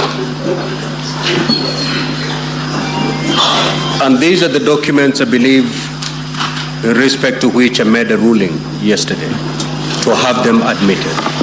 We do, Mheshimiwa Speaker. Thank you so much, Senior Counsel. Yeah, thank you. Thank you. So this is, we cannot, and as a chair, I cannot allow trial by ambush. Proceed. Thank you. I, Abdi Ahmed Mohamud, do solemnly swear that the evidence that I shall give before this Senate in respect of the matters before the Senate shall be the truth, the whole truth, and nothing but the truth, so help me God. Thank you. So, Mr. Abdi, introduce yourself to the Senate, the place you work, your rank, and how many years you've worked in that institution. Thank you. My name is Abdi Mahmoud. I'm the Deputy Chief Executive Officer of the Ethics and Anti-Corruption Commission. I have worked at the Commission since 2005. I started off as a senior investigator. Right now, I'm the Deputy Chief Executive Officer. My main responsibilities are to assist the Chief Executive Officer of the Commission in the day-to-day running of the Commission, among others. Another key role and responsibility that I hold at the Commission is that I chair the Commission Management Committee on Investigation Evaluation. Basically, I have been an investigator since 2005 when I joined the Commission. Thank you. Thank you, Mr. Mahmoud. You are before the Senate this morning following summonses which were issued to your institution. And in the summonses, the 3 areas were identified. Would you wish to appraise the Senate on those 3 areas which you are to guide the Senate on? Okay. If I may refer to my documents, yes, you can.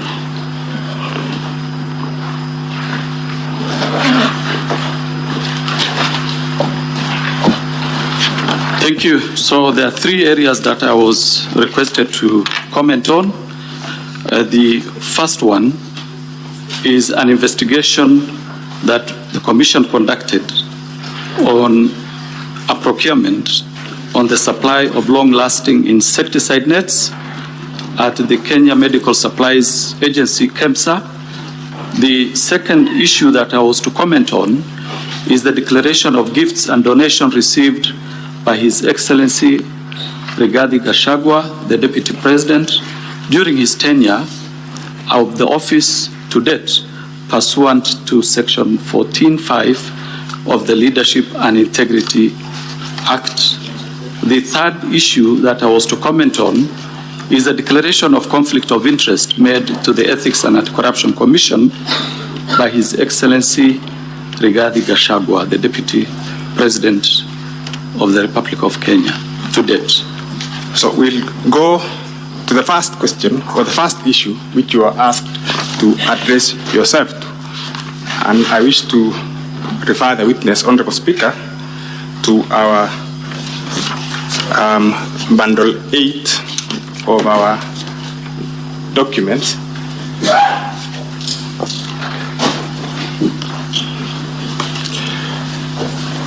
Can you identify the document at page 3 of that document? Yes, I can identify. This is a letter that we did to the Clerk of the National Assembly on 23rd September 2024. It was responding to a letter that we received from the National Assembly requesting us to furnish the National Assembly with information on the investigation that we conducted on the long-lasting insecticide nets, and to indicate in our responses any outcome or status of the investigation that we did conduct. So your letter in that volume relates to procurement of certain items at KEMSA. Am I correct? You are correct. You have appraised the Senate, the National Assembly in that letter. Would you appraise the Senate on its content? The content is the procurement of long-lasting insecticides by KEMSA. This was in the year 2023, and the Commission, in its functions, either it conducts investigation on its own motion or at the instigation of other parties. For this particular investigation, we did receive a letter from the CS, who was then in charge of the Ministry of Health, indicating that there were certain irregularities in a procurement of insecticide nets by the KEMSA, and the CS then wanted us to conduct investigation and find out whether certain procurement irregularities did take place. And from that, we actually did carry out investigation, and the outcome of the investigation so far is already reflected in the letter that we have provided. And what was the outcome of the investigations, Mr. Mahmoud? There were serious procurement challenges that affected that particular tender. The major one was change of specifications to suit a company called Shobika Impex Limited, which was having which had a local agent by the name Crystal Kenya Limited that had the sole responsibility, or rather the sole function, to provide certain mosquitoes that had certain chemicals. So basically what the investigation concluded is that there are two types of chemicals that were used on these particular nets. If I may read one of them, one is called Synergist Piperolene Protoxide, PBO, long-lasting insecticides nets, while the other one is pyrethroid, long-lasting insecticide nets. So this company had the sole distribution rights on this particular chemical called PPO, and in totality, from the investigation, we realized that the PS at that particular time did write to the CEO of KEMSA, instigating, or rather compelling the CEO of KEMSA to change the specifications so that it can fit the chemical that was to be provided by Shobika Impex Limited, whose local agent was Crystal Kenya Limited. Basically, that was the starting point. The other problem was that there was when the tender was to close on 23rd, the company, this is Shobika Impex Limited, at that particular time wanted to have a bid bond introduced into the documents, into the tender documents. Yet we all know that in procurement, the tender document, the bid bond is supposed to be part of the tender document. They're supposed to be delivered together. But in this circumstance, the bid bond was delivered by hand to the CEO's office on 23rd when the tender was supposed to close. So they had to find a way of extending the period of closure up to 10th of the next month of March, so that that particular bid bond, which had issues, can now be factored in, or rather regularized, and so that this company called Shobika could benefit out of that particular extension. Of course, there are many other issues. Like, we also realized that at the end of when the tender was discontinued, for example, there is a company called Tianjin Your Call International Trading Company that was among the bidders that initially bidded for this particular tender. They were disqualified on a fact that they were not authorized by a manufacturer. This company had provided sufficient evidence and proof that they're actually manufacturers.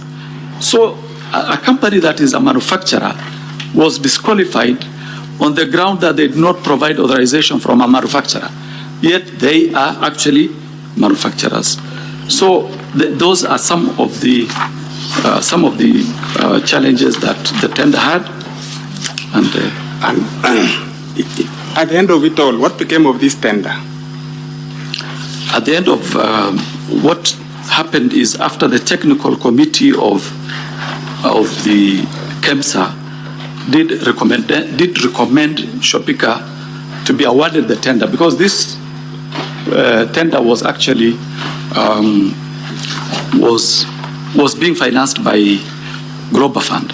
So the agreement was after the Tender Evaluation Committee's report is done, that report is to be handed over to Global Fund, the financiers. So when that report was surrendered or handed over to the Global Fund realized... You said the Evaluation Committee of KEMSA yes, made a recommendation that Shopika be awarded. That was the finding. That was the finding of KEMSA. That was the recommendation by the technical committee. What happened next? What happened is Global Fund decided to terminate the tender and asked an internal firm, or rather an internal organization called Wombo.org, which is the procuring arm of Global Fund, to do the procurement. And eventually, one of the companies that were actually disqualified because they were not authorized by a manufacturer ended up winning that tender, together with another firm called A to Z Textile Mills Limited. So those were the eventual winners, but that was after the termination of the recommendation by the technical committee of KEMSA. So, just to clarify to the Senate, a company which had been disqualified by KEMSA ended up being the supplier. That is correct. Following the process which was undertaken by Global Fund. That is correct. Okay. What became of the bid bond? Well, when we were investigating this, when the investigation was ongoing, we collected all the bid bonds of the firms that actually bidded, so that not only the bid bonds, but all the documents that related to the tender, so that we could evaluate and record statements. Now, the one that had issues was this one for Shobika. But when the tender was terminated, ordinarily, there would be no need to hold onto tenders or onto documents submitted by the tenderers, and they're usually returned. But for this particular one, because it was a questioned document, the CEO of KEMSA wrote to the EACC requesting for that document to be handed over, and eventually we did hand over the document to him after recommending disciplinary action against all the officers who were involved in the tendering process, starting with the CEO, the technical committee members, the head of procurement entity. For this particular document, we have a certified copy, which we collected in case there would be need to reopen the investigation, because there could have been other offenses that could come out of the investigation. Did you hand over the bid bonds for the other companies which had participated in this? They were returned to KEMSA. They were returned to KEMSA. Yeah. Let's go to the second issue, which was identified in your invite, and probably we should start with the third one, which relates to conflict of interest by state officers and public officers. You are a long-serving officer of the Ethics and Anti-Corruption Commission. I suppose you are familiar with conflict of interest in terms of the constitutional, statutory, and regulatory procedures. Would you appraise the Senate on that aspect? Okay, thank you. So conflict of interest is actually addressed under Section 16 of the Leadership and Integrity Act, and it clearly states that a state officer or a public officer shall use the best efforts to avoid being in a situation where personal interests conflict or appear to conflict with the state officers or public officers' official duties. Now, when we talk of personal interest, we look at Section 6, which explains or rather indicates that personal interest includes interest of spouse, child, business associates, agents, or any other matter in which the state officer or public officer has a direct or indirect pecuniary interest. Basically, in practice, what happens is we also have the regulation, which is the subsidiary law of that particular act. If we look at the conflict of interest, that particular part 3 of the leadership and integrity regulations clearly specifies how conflict of interest are supposed to be dealt with by public officers. And in summary, how are state officers to deal with questions of conflict? All public institutions are actually required to maintain a conflict of interest registers, which can be inspected by individuals upon application. That is the starting point. If, for example, a public officer or a state officer feels that he is conflicted, he is supposed to declare the conflict in that particular register. And you know, the commission also has a role in that the commission is actually mandated to enforce and implement the Leadership and Integrity Act together with the regulations. Thank you, Mr. Mahmood. And you said, did I hear you correctly say, that conflict of interest extends to children, spouses, and business associates. Did I hear you correctly? That is correct. That is subsection 6, section 16. Let's go to the third issue in view of time, which is in relation to gifts. Okay, gifts. If you look at section 14 of the Leadership and Integrity Act, together with section 5 of the regulations of the same act, it is clearly indicated that gifts received by a public officer is a donation to the state. That is what regulation 5 indicates. If you go down there, you will also see that a state officer or public officer who receives a gift whose value exceeds 20,000 Kenya shillings shall, within 48 hours of reporting to the office, surrender it to the public entity in which the officer is employed. It also goes further in subsection 4 to indicate that a state officer or a public officer who receives a gift in terms of this regulation shall, irrespective of the monetary value of the gift, declare the gift received to public entity which the public officer represents. Finally, all gifts are supposed to be declared regardless of its monetary value. Yeah, maybe, yes, that is correct. But what I maybe should have mentioned is that public officers and state officers are barred to receive any monetary gift. So here we are dealing with gifts that are not non-monetary. For monetary, they are barred, or rather we are barred from receiving any monetary gift. But yeah, so this. And in the same manner, with respect to conflict of interest, we have a register of conflict of interest. Do we have a register of gifts? Yes, we have a register of benefits in each and every public agency where officers who receive gifts are supposed to declare immediately, and we have indicated in 48 hours. And what I would also wish to mention is that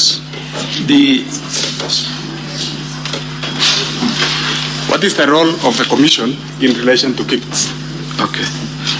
Yeah, now if you look at subsection 9 of the regulations, you will see that if a public entity shall, at the close of every financial year, furnish the Commission with a report specifying and all the gifts, any gift the entity intends to dispose of, all that. And then subsection 3, of course, talks about the report under paragraph 1 shall be submitted to the Commission within 30 days after the close of the financial year.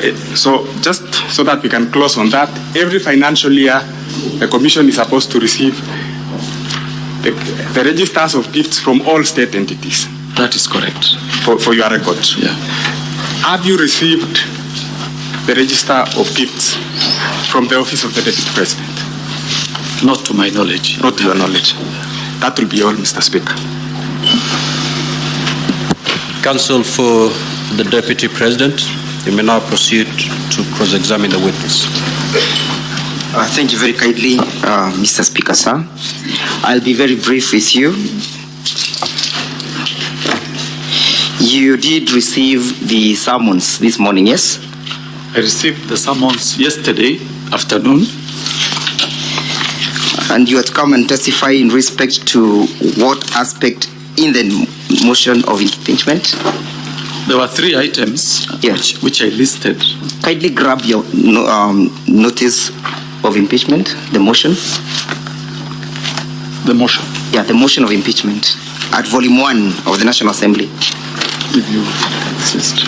And as you do so, kindly again repeat or state the thematic areas you are supposed to testify in respect to. So let me start off by looking at the summons which I received yesterday.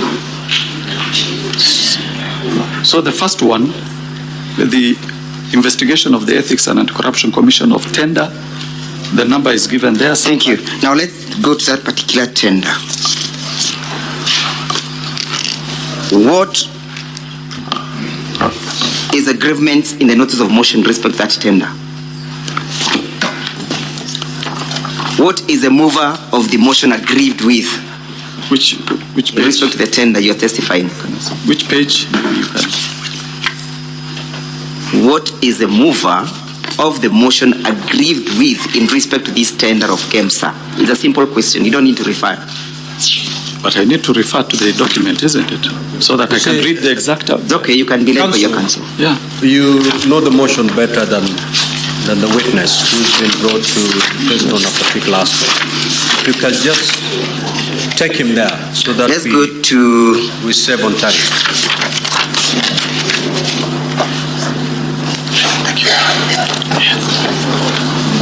Just tell me the page, I'll be able to... You page 24? Page 24. Yes.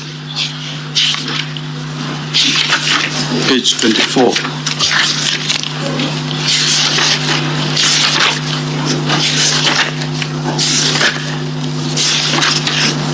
You reckon that the mover is aggrieved by indicating that the Deputy President bullied him and exerted unnecessary pressure in respect to this tender, correct?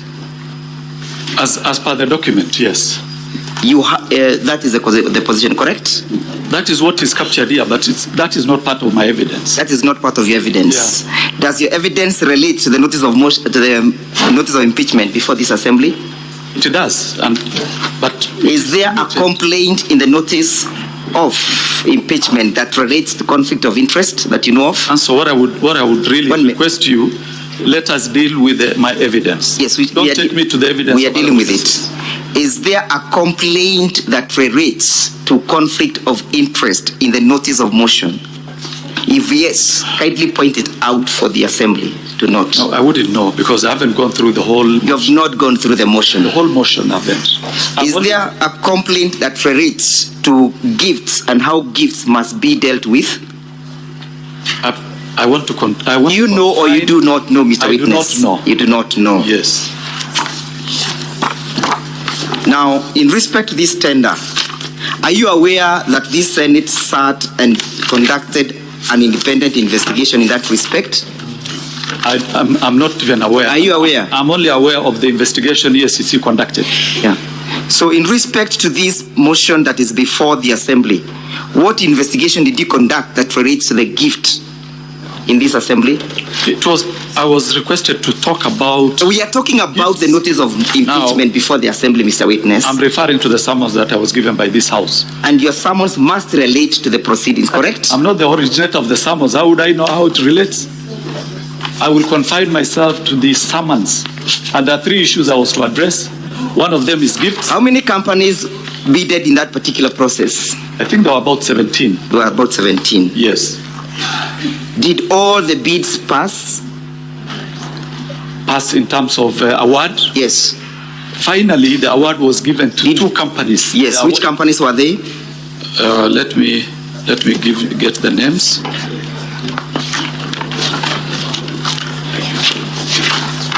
Yeah, the two companies that eventually won after the Global Fund conducted their own tender. Yes. One is called Tianjin Yerkol International Trading Company Limited. Witness. Yes. The other one is A to Z. Do you know what led to the cancellation of the tender? I know.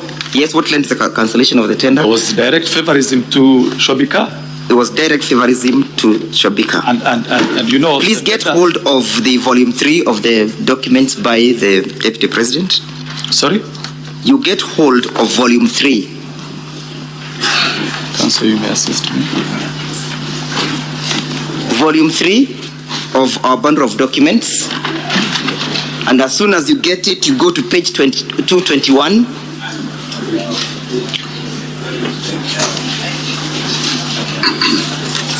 Volume 3, page 221, Mr. Witness. Just a minute. And as soon as you grab it, you go to paragraph 100. Which page? Page 221. 221. Paragraph 100. Volume 3. 221. Just 1 minute.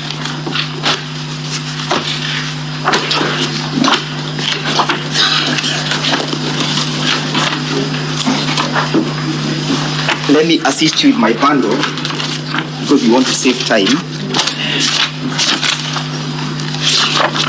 Page 221.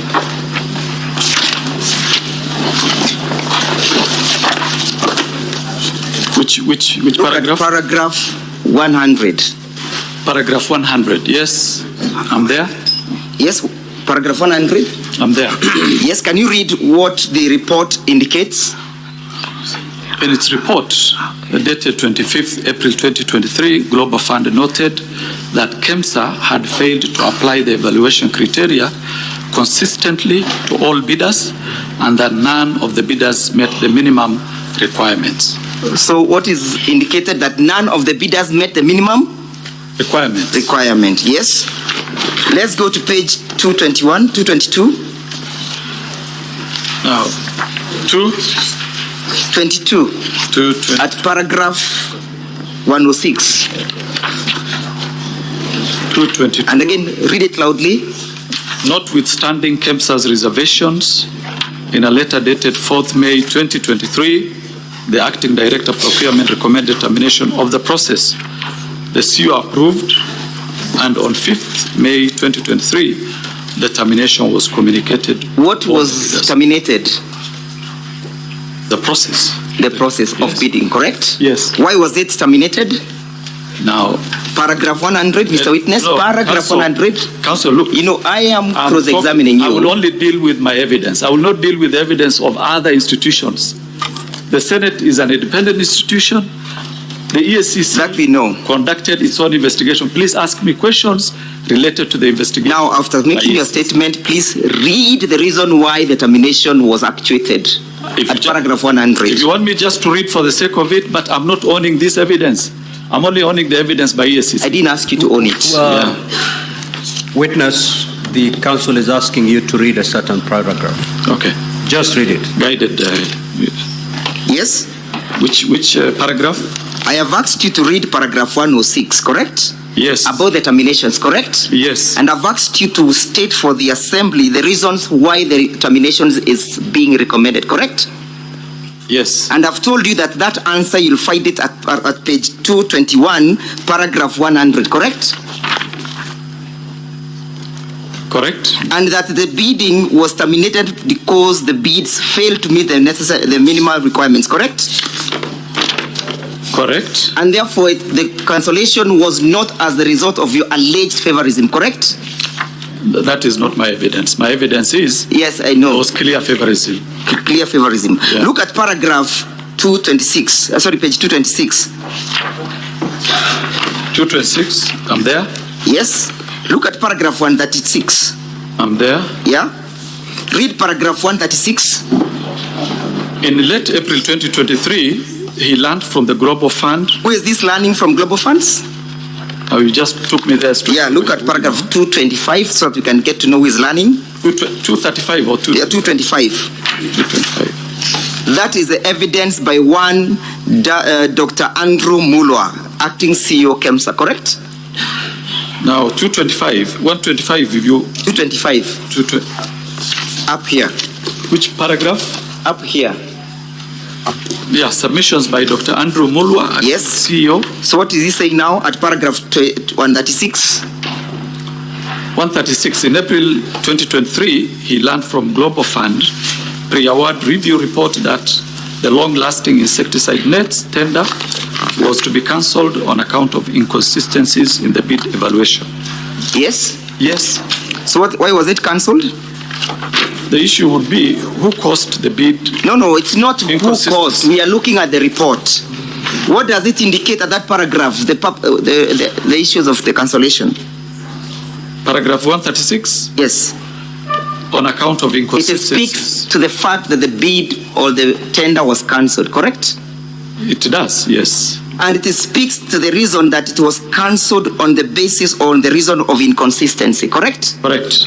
And therefore your testimony that was a result of favorism does not sit well with the evidence contained at paragraph 136 of the bundle, correct? This, my evidence. No, I just want you to limit yourself to that paragraph vis-a-vis what you stated. That the reason for the cancellation was the inconsistency, Mr. Witness, yes? Inconsistencies, yes, but thank you. Let's go on. How is the inconsistency? Let us go to that one. You shall explain in another forum, not here. Yeah. Continue. Let's go to paragraph 230. To page 230. Page 230. Yes. Which paragraph? 230. Which paragraph? Paragraph G. G, yes. Yes. Yeah. Can you read it out? At the evaluation stage, the audit team established that only 2 bidders passed the preliminary evaluation and proceeded to the technical evaluation, that is bidder number 3, Tianjin and Coal International. Which two companies passed? As per this one, Tianjin Coal, yes, International, yes, bidder number 7, yes, Premium Evaluation Committee. No, it's look, page 2, paragraph J, page 2. Paragraph J, yes? Yes. The termination of the tender complied with section and Global Fund guide. Correct? And it complied Procurement Act.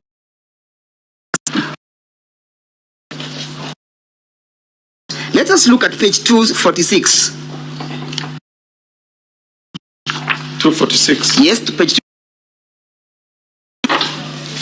213. 213, yes. Yes, what is the report indicating? That KEMSA TNT placed 2 million nets on .org website.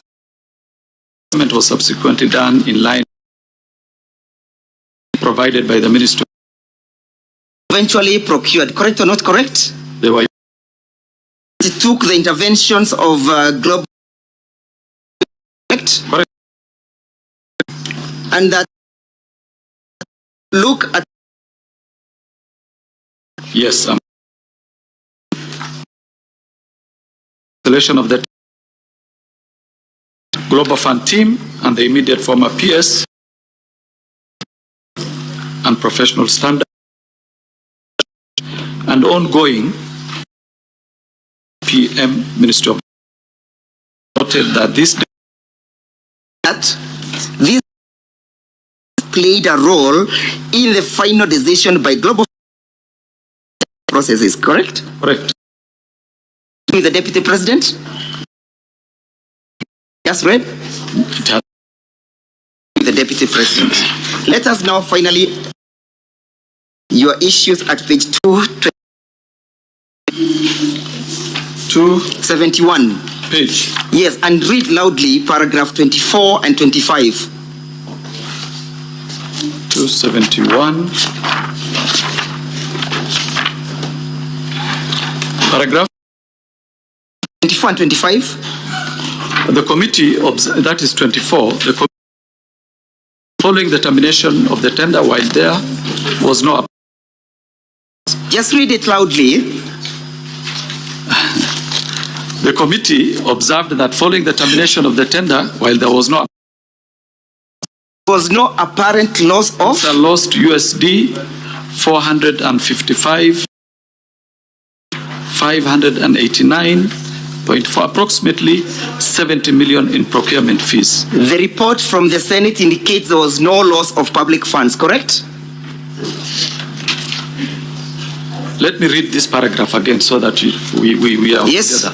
Proceed. The committee observed that following the termination of the tender, while there was no apparent loss of public funds, just put a full stop there. Pause. What has the committee observed? You don't want me to finish the sentence? Yes, I'll lead you to that other part. Okay. What has the committee observed? No public funds lost. No public funds lost. In your investigations, separate investigations that you conducted, did you arrive at the same conclusion? Did you or did you not? There was no public funds lost. There was no public funds lost. Terminated. Thank you. Yeah. So let us look at paragraph 25. 25, yes. Yes, read it out. The committee observed that the cancellation of the tender appeared to have been influenced by Global Fund's apparent effort to exert significant control over the procurement process from the beginning to the end. Thank you. What occasioned the cancellation? The cancellation of the tender appeared to have been influenced by the Global Fund's apparent effort to exert significant control over the procurement process. Is there any evidence indicating that the Deputy President was involved in that process? No. Was his companies involved? No. Was his family involved? No. Any evidence that you have before this assembly to that respect? The evidence I have. No. Any evidence that any of them were involved? On this report? Or my evidence? This report. On this report, no, but my evidence is. Let us go to the next paragraph, yeah? This concluded that Global Funds teams based in Geneva, Switzerland, making multiple trips to Nairobi, Kenya, at least 3 times during the relevant period, raising concerns about the autonomy and the ability of the local government. Just read it out. That is paragraph 20. Yes, the same paragraph. Okay. The committee observed that cancellation of the tender appeared to have been influenced by Global Fund's apparent effort to exert significant control over the procurement process from the beginning to the end. This included Global Fund team based in Geneva, Switzerland, making multiple trips to Nairobi, Kenya, at least 3 times during the relevant period, raising concerns about the autonomy and the ability of the local government agencies. The autonomy of the organization, correct? Let us look at paragraph 222 again. Sorry, page 222. Page 222, Mr. Witness. 222. And while you get there, you look at paragraph 107. Page 222. Paragraph 107. Would you kindly read it out? 107. It is further her testimony that I don't know whose testimony this is. Yeah, that is a testimony of the submissions of Terry Ramathani, immediate CEO. Okay. Yes, you find that at page 219. Yeah, but now I'm interested in paragraph 107. It was further her testimony that the authority had struggled to maintain its autonomy. The authority has struggled to maintain its autonomy, yes.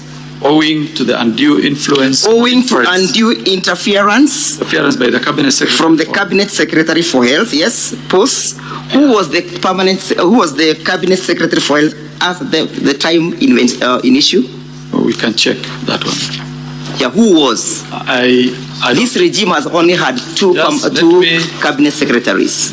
Let me just confirm from my records here, because she did a letter to us. So, Council General, the name is just hold on, witness. This is Wafula. Hold on, Mr. Abdi. Yes, sir. Council General. Yes, Mr. Speaker. I thought when you're cross-examining a witness, you cross-examine on the evidence they've given. You totally abandoned his evidence. Those are not the rule of cross-examination, Mr. Speaker, sir. I respectfully beg to differ. The reason why the witness has difficulties. He doesn't have difficulties in the speaker. No, he has. No, I am asking him to read. Okay, I will be guided. Proceed. If that's your line of argument, proceed. Thank you for giving the latitude. Who was the cabinet secretary at the time the bid was being cancelled? She's Kumicha, Nakumicha. Wafula. Has this Senate found that what occasioned all these cancellations of these tenders was the loss of the autonomy of KEMSA? I would want to confine myself to my evidence. I know. At this time, I wouldn't want to talk about the evidence. Okay, then read that paragraph. Just read for me. Which paragraph? Paragraph 107. And I want to finish up with you. Okay. Paragraph 107. It was further her testimony that the authority had struggled to maintain its autonomy owing to the undue interference from the Cabinet Secretary for Health. For instance, she stated that on 22nd March 2023, she received a note from the CS asking her to assist a certain Mr. Ken Ogola. She received a note from the CS asking the CEO to assist one Ken Ogola, correct? As per this statement, yes. Have you seen any company associated with the Deputy President being accused of these interferences? No. Let's go to your bundle as I finish up, volume 8A. Any evidence from volume 8A that you've brought that links? That links the Deputy President's company to the cancellation of the tender? Yes. Look at your paragraph, look at your letter dated 23rd September. Your letter dated 23rd September, and look at the recommendations. Yes. What are you recommending? We are recommending for admin action against the KEMSA officials and the Ministry of Health officials. There is a pending issue. It's okay. I want you to limit yourself to what I am asking in that respect. Yes. You are recommending administrative action to KEMSA officials. Yes. Correct? Correct. But the file is in that particular paragraph, any recommendation for the prosecution of the company in issue? In that particular paragraph? The file is still open. It's okay. As per these recommendations, you brought the documents here. We are dealing with what you have brought, not what you have in the office. Yes. Any recommendation in respect of that company? No. Thank you. Let us go to a letter dated 21st August. Correct? Of my bundles? Of your bundles. By who? The EACC bundles, the one that you're just looking at. Okay. Don't leave volume 8A. You can see the letter dated 21st August, correct? Just a minute, I get the letter. 21st August, yes. Can you see the recommendation at page 7? Yes. What are you recommending?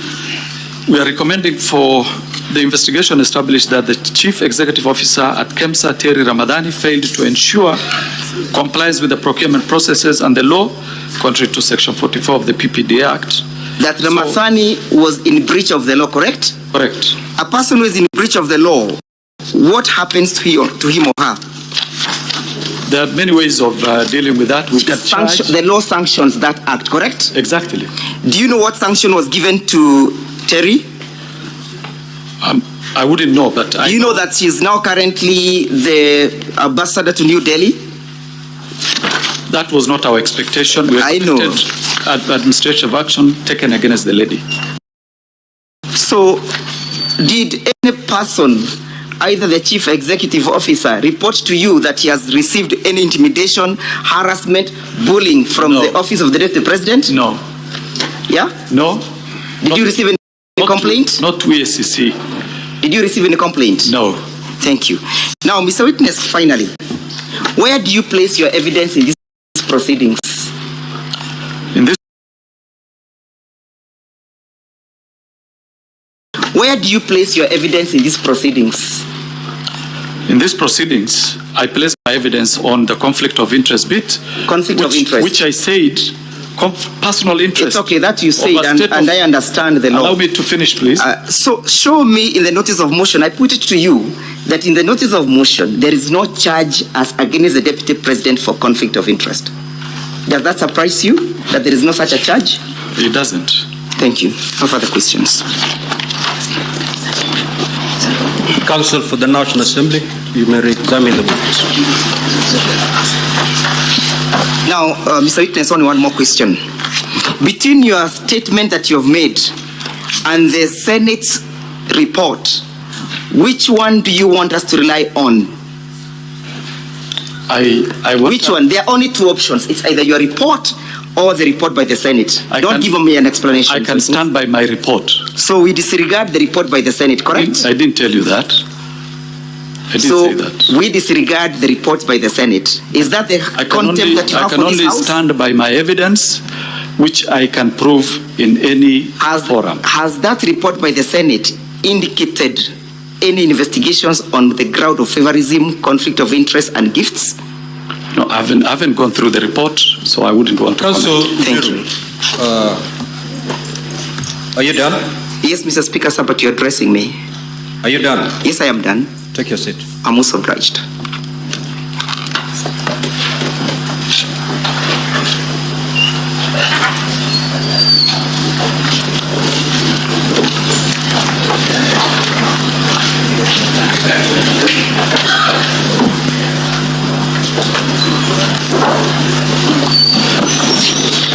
Mr. Speaker, I believe I had around 4 minutes, 5 minutes. You have how many minutes? Go to council.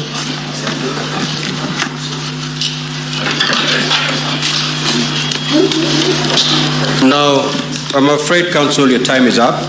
However, you have 2 hours to cross-examine the deputy president. That's where you can borrow from. Mr. Speaker, I wish to borrow 10 minutes in respect of this witness. Laura, proceed.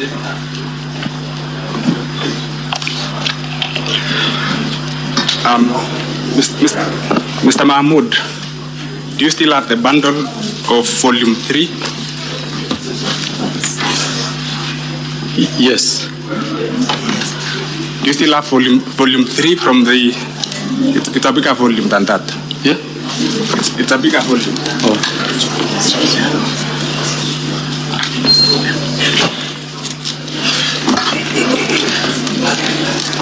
Let me take you to page 236 of that report. Of that bundle, sorry.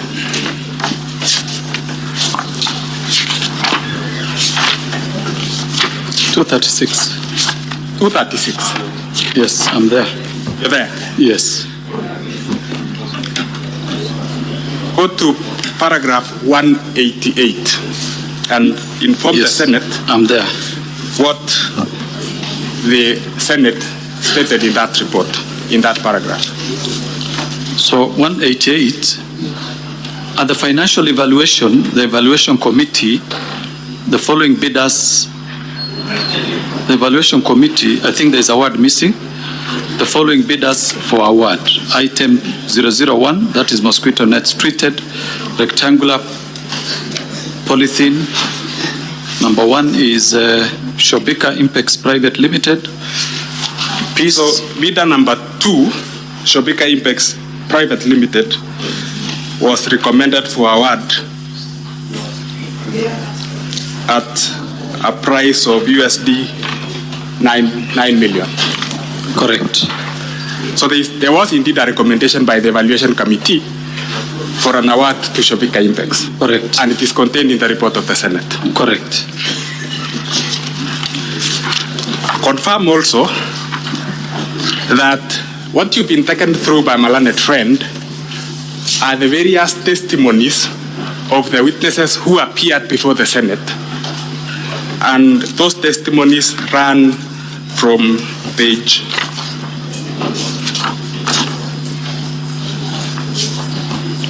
202 all the way to page 265. Is that correct?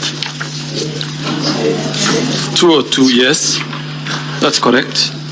So what council has done is to give you the various contestations by the witnesses who came before the Senate. Is that correct? Correct. What is important is the recommendations and the observations of the Senate, which is contained in pages 266 to 274. Correct. Is that correct? Correct. And allow me to just highlight 3 of the observations which were taken out by the Senate. Look at page 267.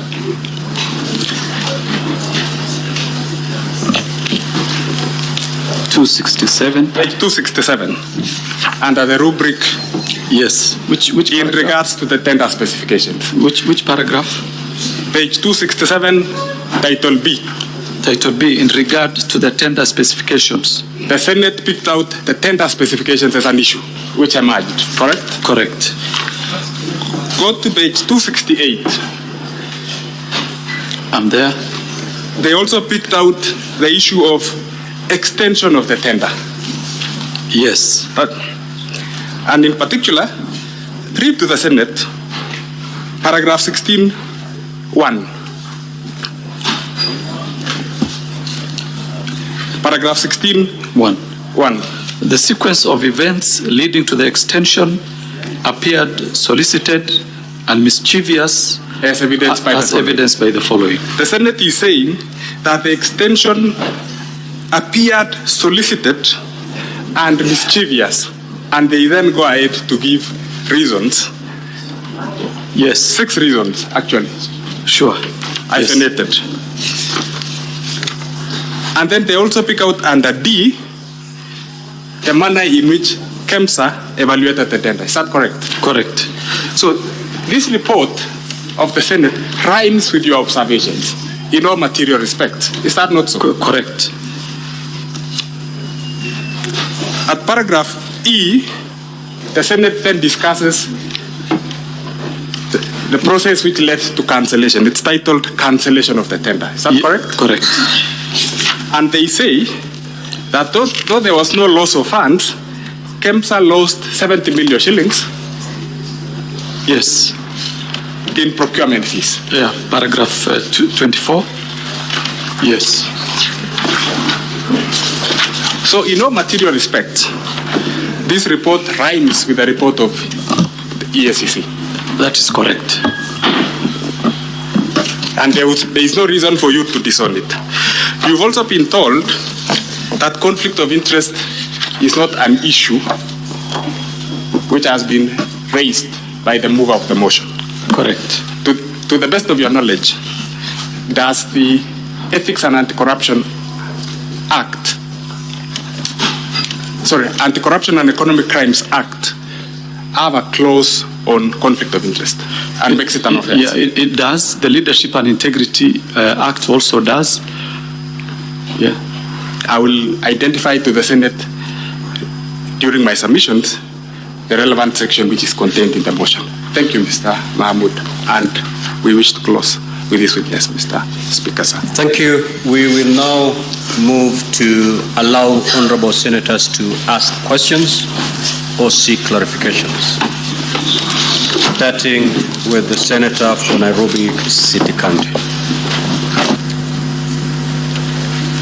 Senator Eddy.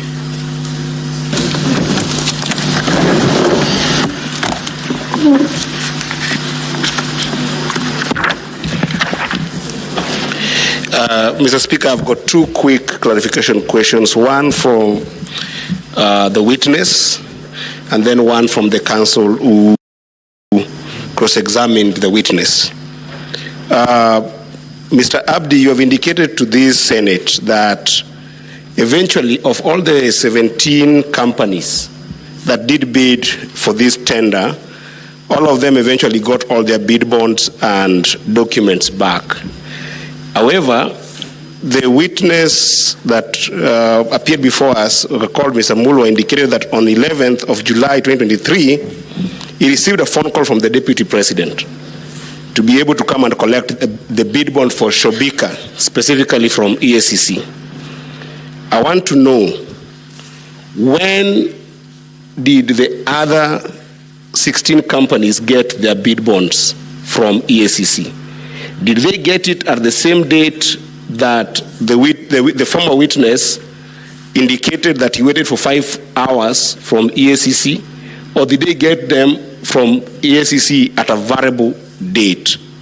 Then lastly, Mr. Speaker, the counsel for the Deputy President has heavily relied on the Senate report. And if you look at page 218 all the way to page 230, it is submissions to Senate by different individuals. Counsel, do submissions itemized by individuals who appeared before Senate in your best understanding amount to Senate's finding and resolutions in your best understanding?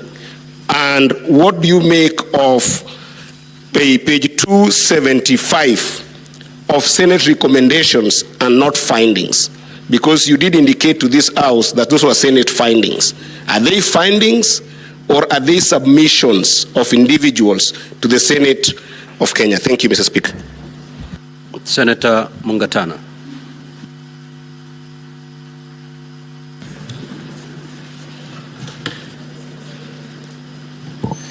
Asante sana Bwana Spika. Swali langu kwa mshahidi, umeelezea bunge la Senate ya kwamba wafanyikazi wa serikali hawakubaliwi kuchukua pesa kama zawadi, lakini wafanyikazi wa serikali wanakubaliwa kuchukua zawadi aina ingine. Na tena ukasema katika EACC kuna orodha ambayo mnaorodhesha kila kitu ambacho kinachukuliwa na mfanyikazi yoyote wa serikali. Tunajua kwamba makamu wa rais amekuwa mbele ya Kenya nzima akasema amepata ng'ombe kutoka kwa marafiki zake wa bonde la Ufa kama zawadi. Mimi nataka kukuuliza na uelezee hii bunge yetu ya Senate. Je, uko na orodha ya yote ya hizo ng'ombe za maziwa ambazo zilipatikana, ambazo anasema aliziorodhesha? Hiyo ndio swali yangu kwako. Asante. Senator Jesang Alan.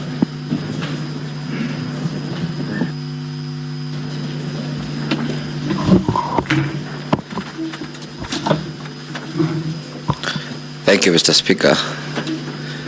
Mr. Speaker, I have two questions that I would like to ask the Council of His Excellency the Deputy President to tell the House why was it the Deputy President calling the CEO of KEMSA asking for a release of the bid bond and not the CEO of Crystal Company, yet he's not an employee or a director of the said company.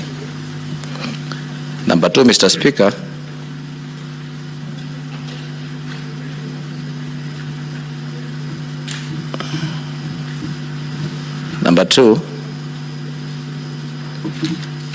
I equally want to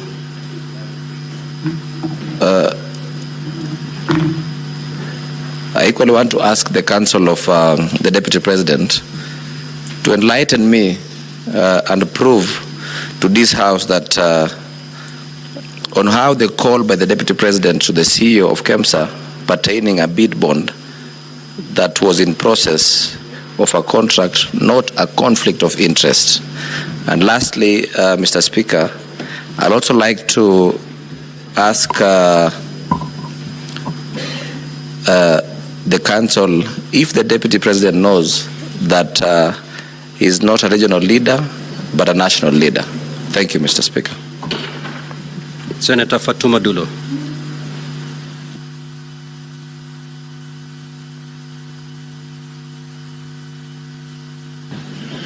Thank you, Mr. Speaker. My question is to the DP's Council. Now, I saw you trying to cross-examine the witness before us on a report of the Senate, which I believe he has not interacted with. And again, the motion that was before the House and also the National Assembly. What are you trying to drive out of that? I thank you.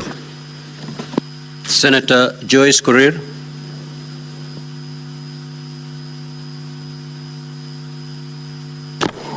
Yeah, thank you very much, Honorable Speaker. My question is, I wanted to know what informed the extension of time, the change of dates from the the extension of time from during the procurement process. Thank you. Senator Karungo.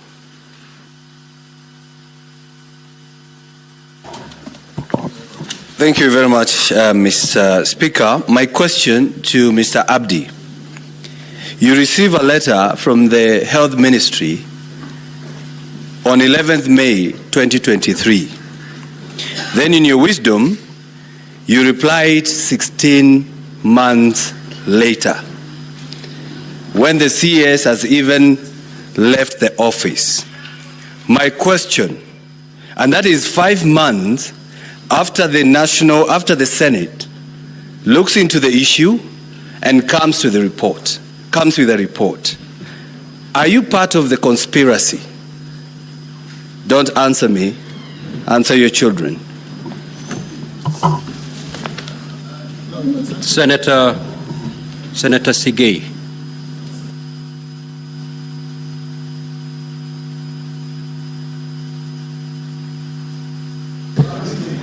Honorable Speaker, the question I intended to ask has already been asked by my colleague, Senator Mogatana, so I do not need to waste the time.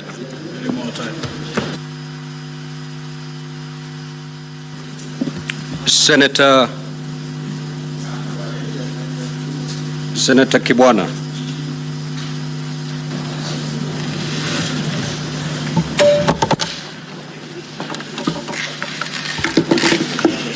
And honorable senators, when you're given an opportunity to seek clarification or ask a question, it is not a moment to get a TikTok clip. Please, this is a very serious matter. Proceed.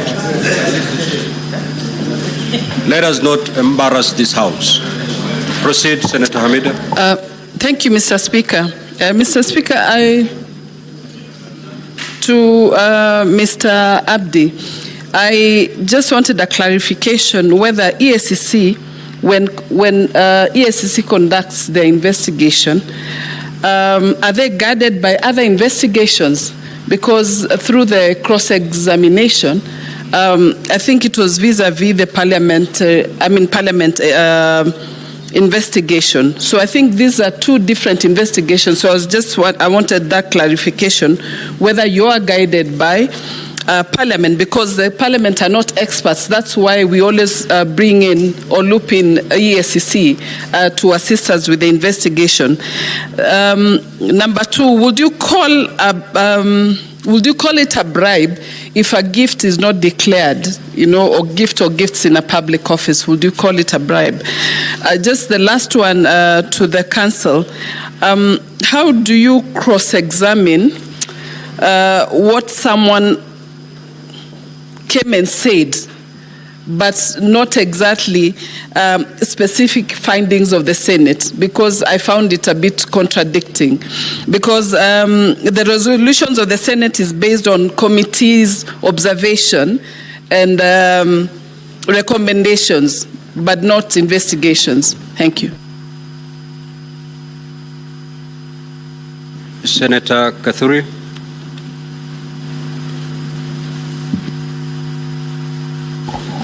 Thank you, Honorable Speaker. Honorable Speaker, mine is not to the council or to the witness, but to the remarks which has been given out here by Senator Karungo Dhangwa. Mr. Speaker, I don't know whether you heard what he said, and I do not associate myself as a senator, honorable senator, with those remarks to a witness appearing before the Senate, that please don't answer me, answer your children. Mr. Speaker, that should be expunged from the records of the Senate and from the answer, Honorable Speaker. Order, honorable senators. Senator Karungo, that is unparliamentary and totally out of order. Proceed to retract that statement, failure to which the chair will rule.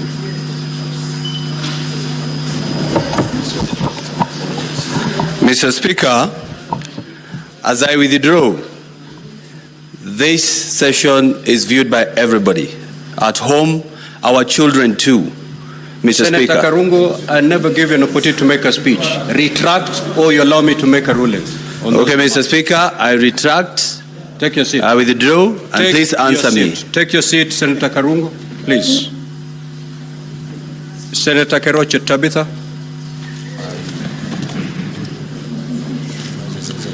Yeah. Thank you. Thank you, Mr. Speaker, sir, for giving me this opportunity.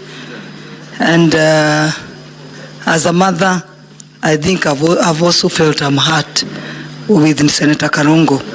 But because it has been ruled, thank you. We should never ever. I know we had a meeting, closed our meeting before we started this. And we all agreed we are going to behave. Thank you. Proceed to seek clarification. Mine is to the Abdi. My question is to the Abdi on whatever you're trying to do on the procurement irregularities. But my question is, are you doing to the others? Because there are a lot of complaints on the procurement departments in all the ministries. So I hope this continues to everywhere. Thank you. Senator Richard Onyonka.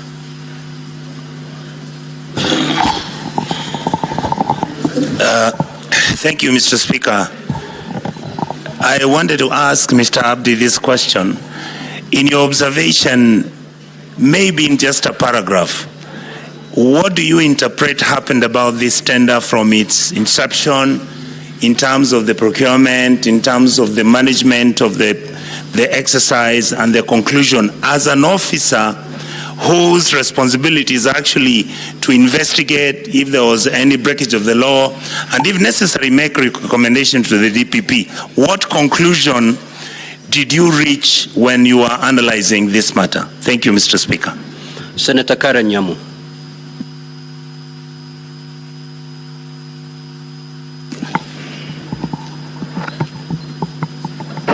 Thank you, Mr. Speaker.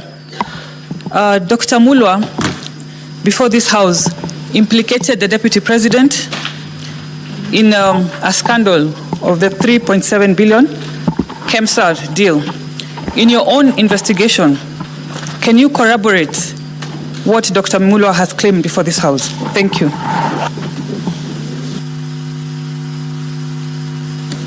Senator Tom Ojenda. Thank you, Speaker. Speaker, my question is different. I want to ask the previous, the advocate who spoke or presented the Kenya Kwanza agreement, my learned friend, to clarify a few issues. Mr. Yes, Council, can you clarify from the agreement, the Kenya Kwanza agreement, whether there are any shares for the following counties? Please note this. This is important. Kisumu County, Siaya County, Migori County, Homa Bay County, Kitui County, Mombasa County, Vihiga County, Mandera County, Marsabit County, Trans Nzoia, West Pokot, Lamu, and Nairobi County. I just want to know whether, and this is important because the legal crinkum crankum, the twists and turns in this is that you will then interpret, Council, whether the agreement violates Article 210(2)(b) of the Constitution, inclusivity, diversity, discrimination, and the obligation of the President under Article 131. Lastly, Council, please just tell us whether, in your view, the relationship between the Deputy President and the President, because you played the two clips under Kenya Kwanza, has broken down irretrievably. That will help us. Thank you. Senator Essie Okenyere. Thank you, Mr. Speaker.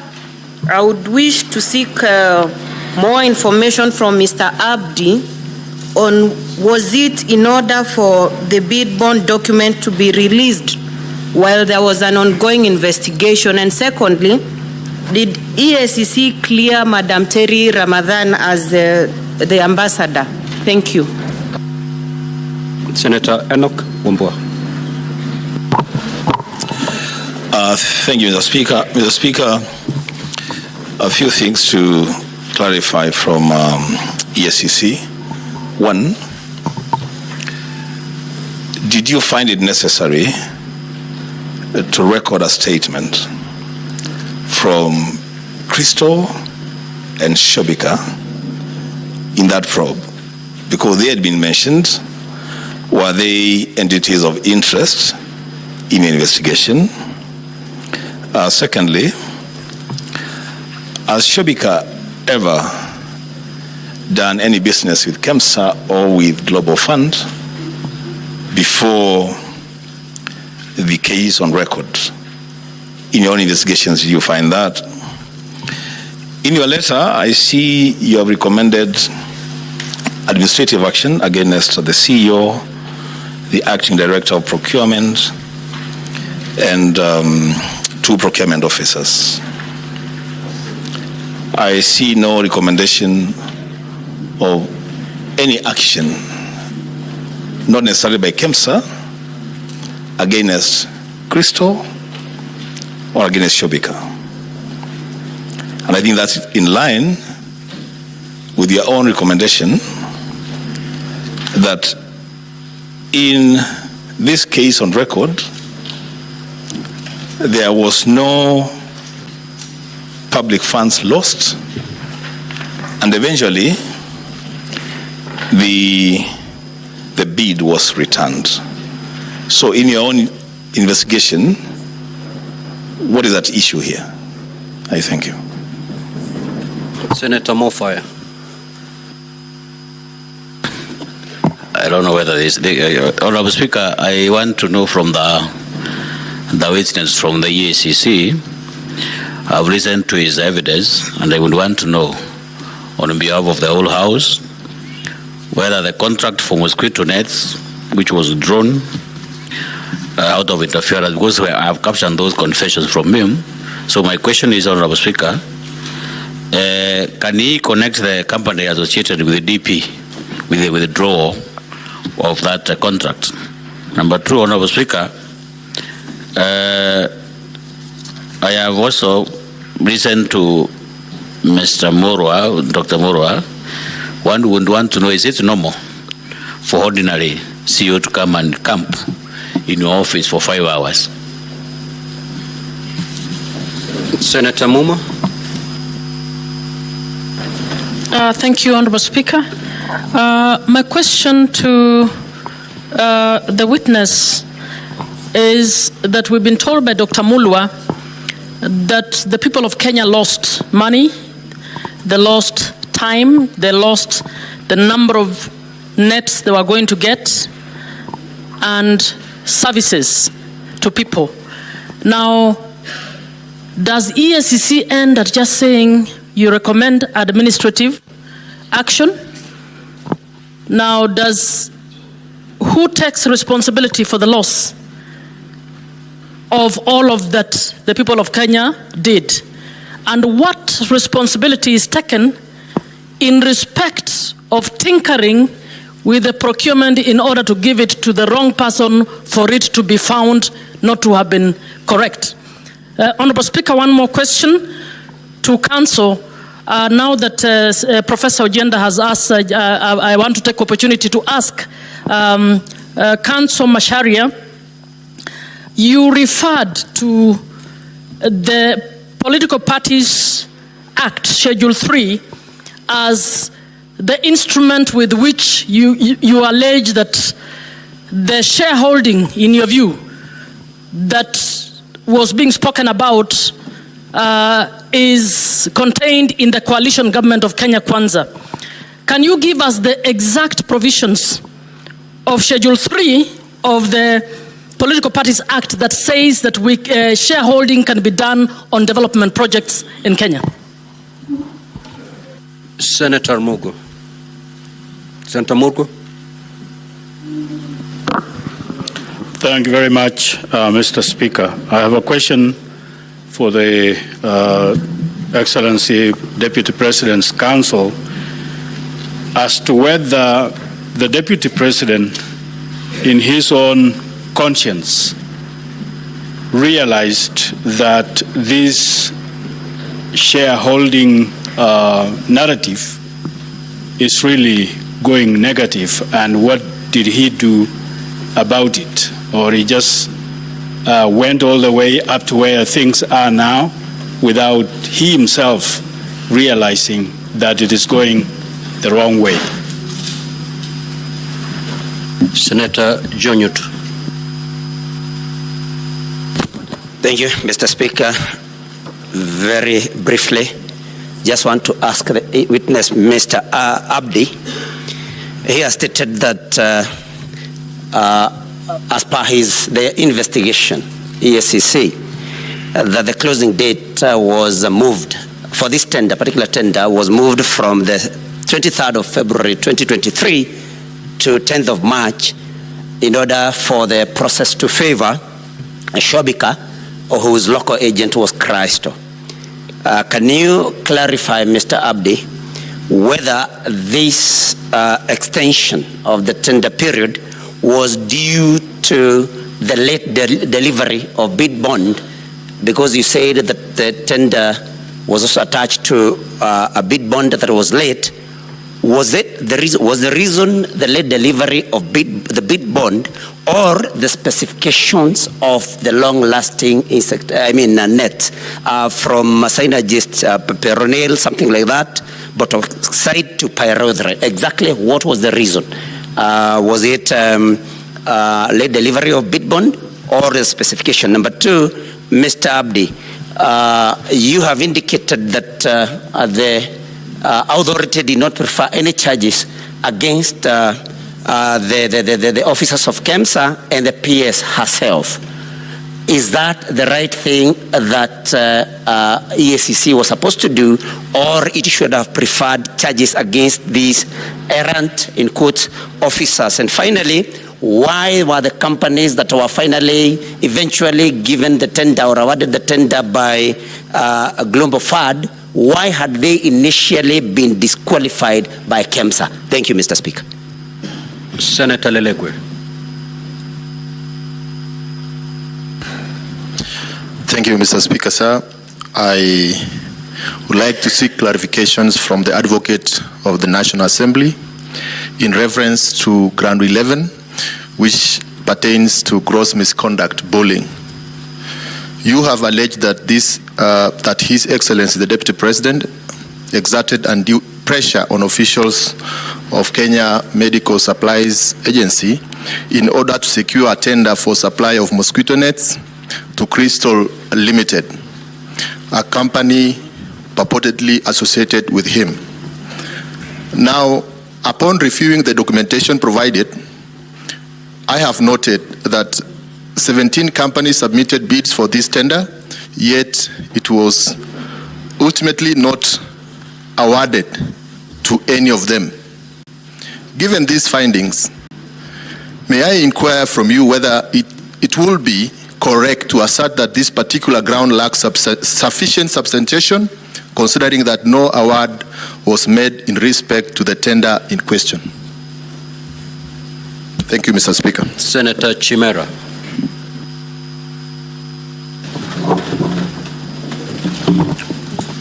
Thank you, Mr. Speaker. Three quick issues to the witness.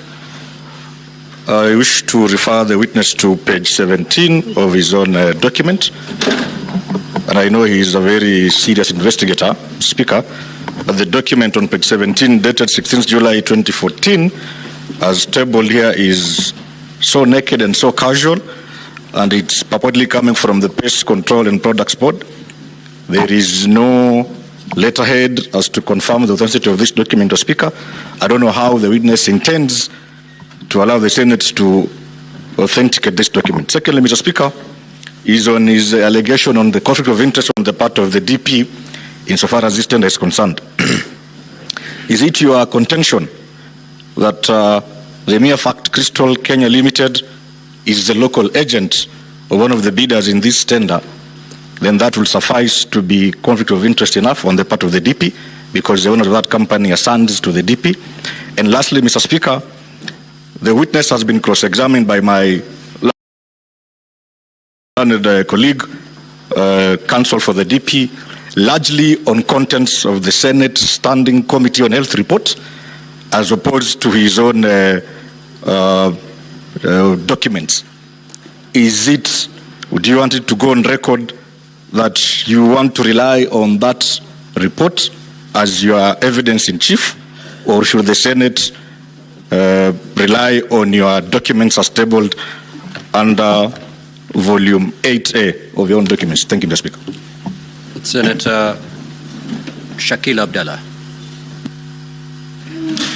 Thank you, Mr. Speaker. My question is to Mr. Abdi.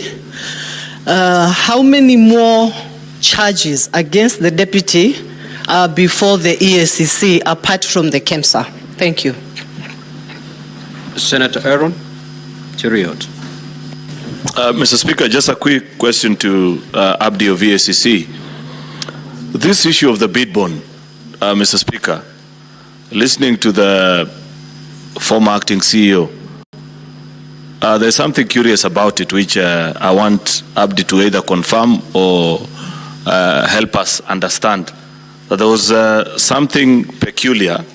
You know, Mr. Speaker, when you hear about pagination, if you know anything about tenders, you know for a fact that if there's an issue on pagination, either it's not just an issue of forgetting to page or number the pages, Mr. Speaker, but that document may either have been added later on after the tendering process was concluded, or, Mr. Speaker, it was defective.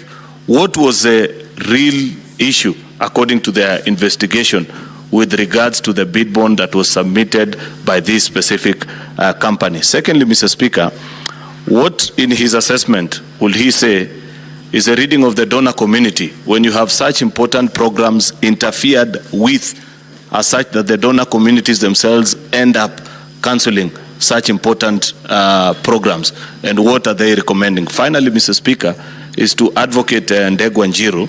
He asked the witness earlier which of the report will he that this House believes, that of the Senate or of the EACC. I'd wish to pose the same question to him. I thank you. Senator Murango. Asante sana mstahiki Spika. Swali langu litaenda kwa Bwana Abdi. Kwa sababu anayehukumiwa hapa ni naibu wa rais, tungetaka kujua kwamba kwa sababu mlifanya uchunguzi, ni kesi ngapi ama kuna kesi yote ambayo EACC imepeleka mahakamani ili naibu wa rais aweze kuhukumiwa? Jambo la pili,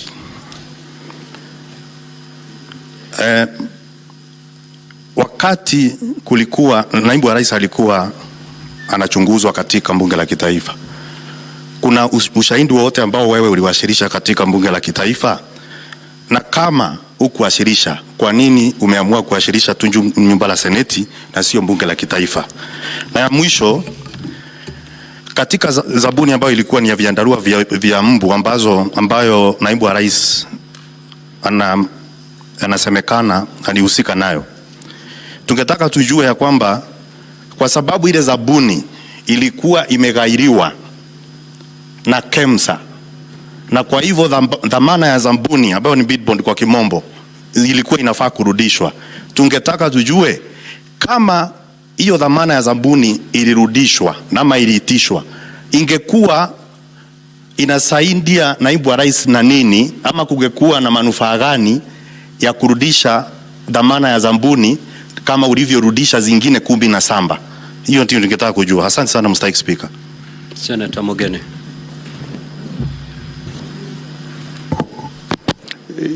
Yes, Bwana Abdi. On this issue of irregular procurement of malaria nets with KEMSA, you know, you have given us documents that basically point to some recommendation for administrative action to be taken against a number of officers. But you know, what is of our concern today is companies associated with the DP. Can you tell us anything that you found irregular around the subject matter that concerns us, this Is it afternoon? This afternoon. That is the companies associated with the Deputy President, Bwana Acting Deputy CEO. Thank you. Senator Boni. Thank you, Mr. Speaker. Mr. Speaker, we are lucky that the EACC is here with us. And there are serious allegations that have been raised that require investigations. Could the CEO, the deputy, confirm if indeed there are investigations taking place on your own motion on the following issues? One, on the activities of this intricate web of companies by the Deputy President, on the issue of the disinheritance of the orphans and wife of his late brother, His Excellency Nderitu Gachagua. 3, on the alleged insubordination of the President. And finally, if there are investigations on the role that His Excellency the Deputy President played in the infamous Gen Z uprising that occurred in June. Thank you, Mr. Speaker. Senator Cheranke. Thank you, Mr. Speaker. 3 quick questions.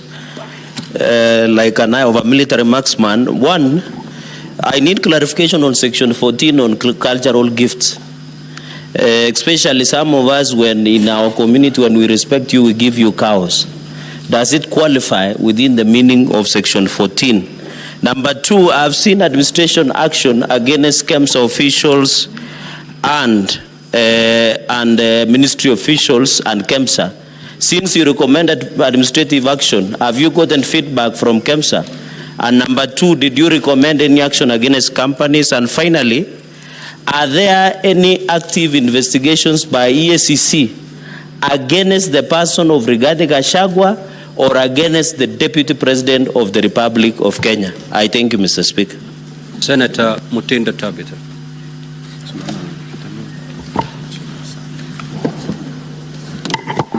Thank you, Mr. Speaker. Mine is to the Council for the National Assembly. You have presented before this House 2 witnesses, Mr. Abdi and the previous one, Dr. Mulwa. Dr. Mulwa before this House stated that there was no loss in regards to this procurement process. Mr. Abdi's report indicates very clearly that there was no loss of public funds. Would you tell this House, between your 2 witnesses, who is telling the truth, who is not telling us the truth?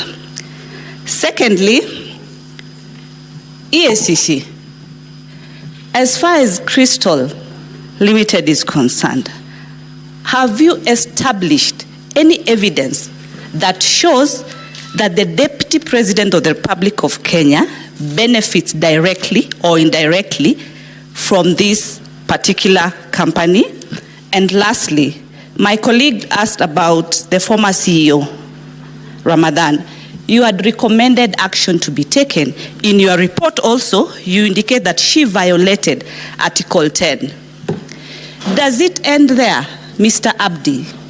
Because she's now working in a different capacity. What action are you supposed to take, or do you intend to take? Do you do recommendations and not adhere to them?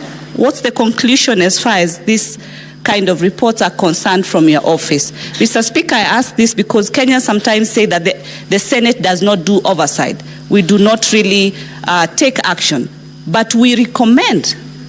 And this is now the situation that we find ourselves in, that your recommendations that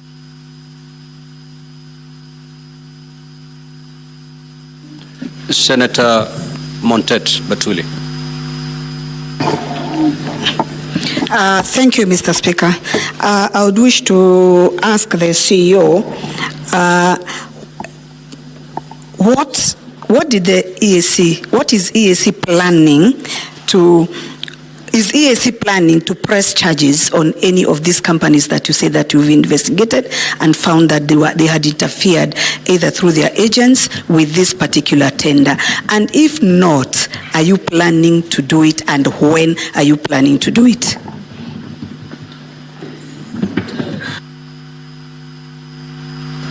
Senator Veronica. Just a quick clarification.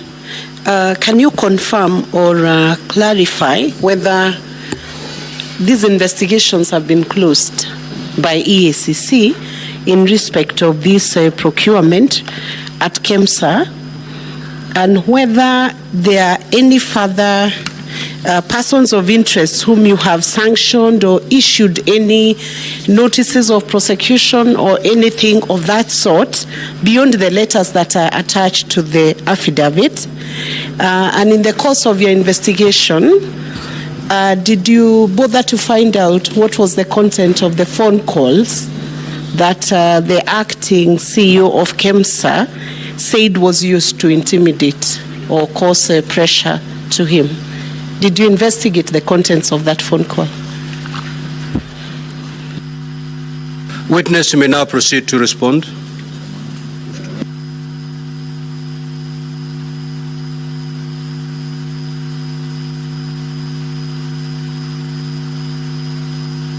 Proceed, witness, to respond.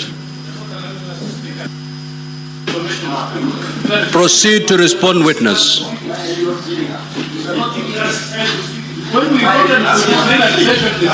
Order, honorable senators. If you have noticed,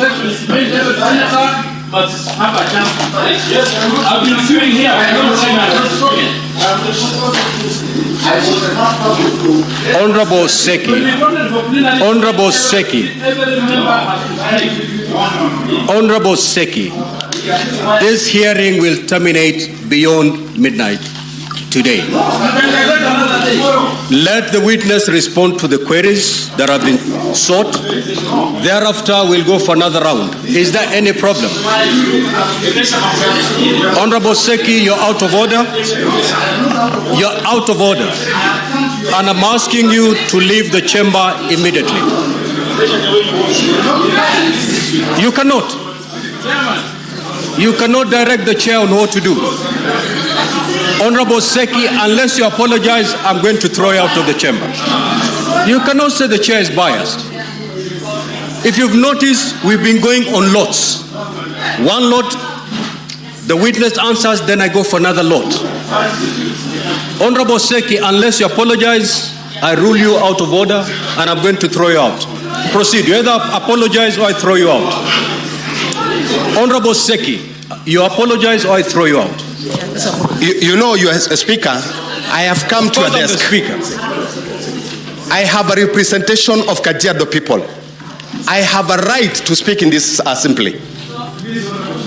You should like not seems to be biased. Honorable Seki, you either apologize or I'm going to rule you out of order and I'm going to throw you out. You know, I've never stood on this. Just apologize. We need to. You're missing this. Order, honorable senators. Order. Let me just apologize.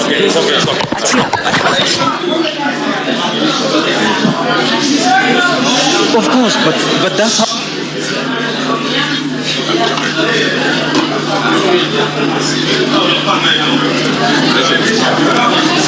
Honorable Seki, I have not heard the apology. Honorable Seki, you either proceed to apologize to the chair or you exit the chamber. Proceed. The floor is yours, Honorable Seki. I apologize. Take your seat. Now, Honorable Seki, Honorable Chute, and Honorable Omtata, you're totally out of order, pursuant to Standing Order 121, and I'm cautioning you. The first caution for the day. Honorable Chute, Every senator here is elected to represent their people. If you notice from yesterday, we are going with lots. There is no senator who is more important than the other.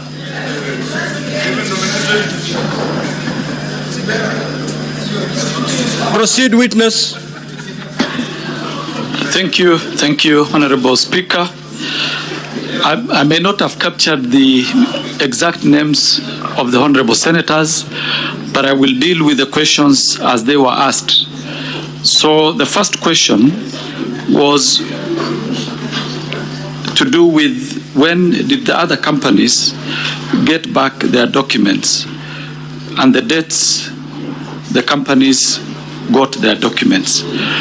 I'm not sure of the exact date when these documents were returned, but procedurally, we only focus mainly on the company that we are investigating either for procurement irregularities or certain issues. Like, for example, in this particular case, Shobika was the special company that we were looking at, and that was the reason why that particular one was identified, because the bid document actually had challenges, as I had indicated in my evidence in chief.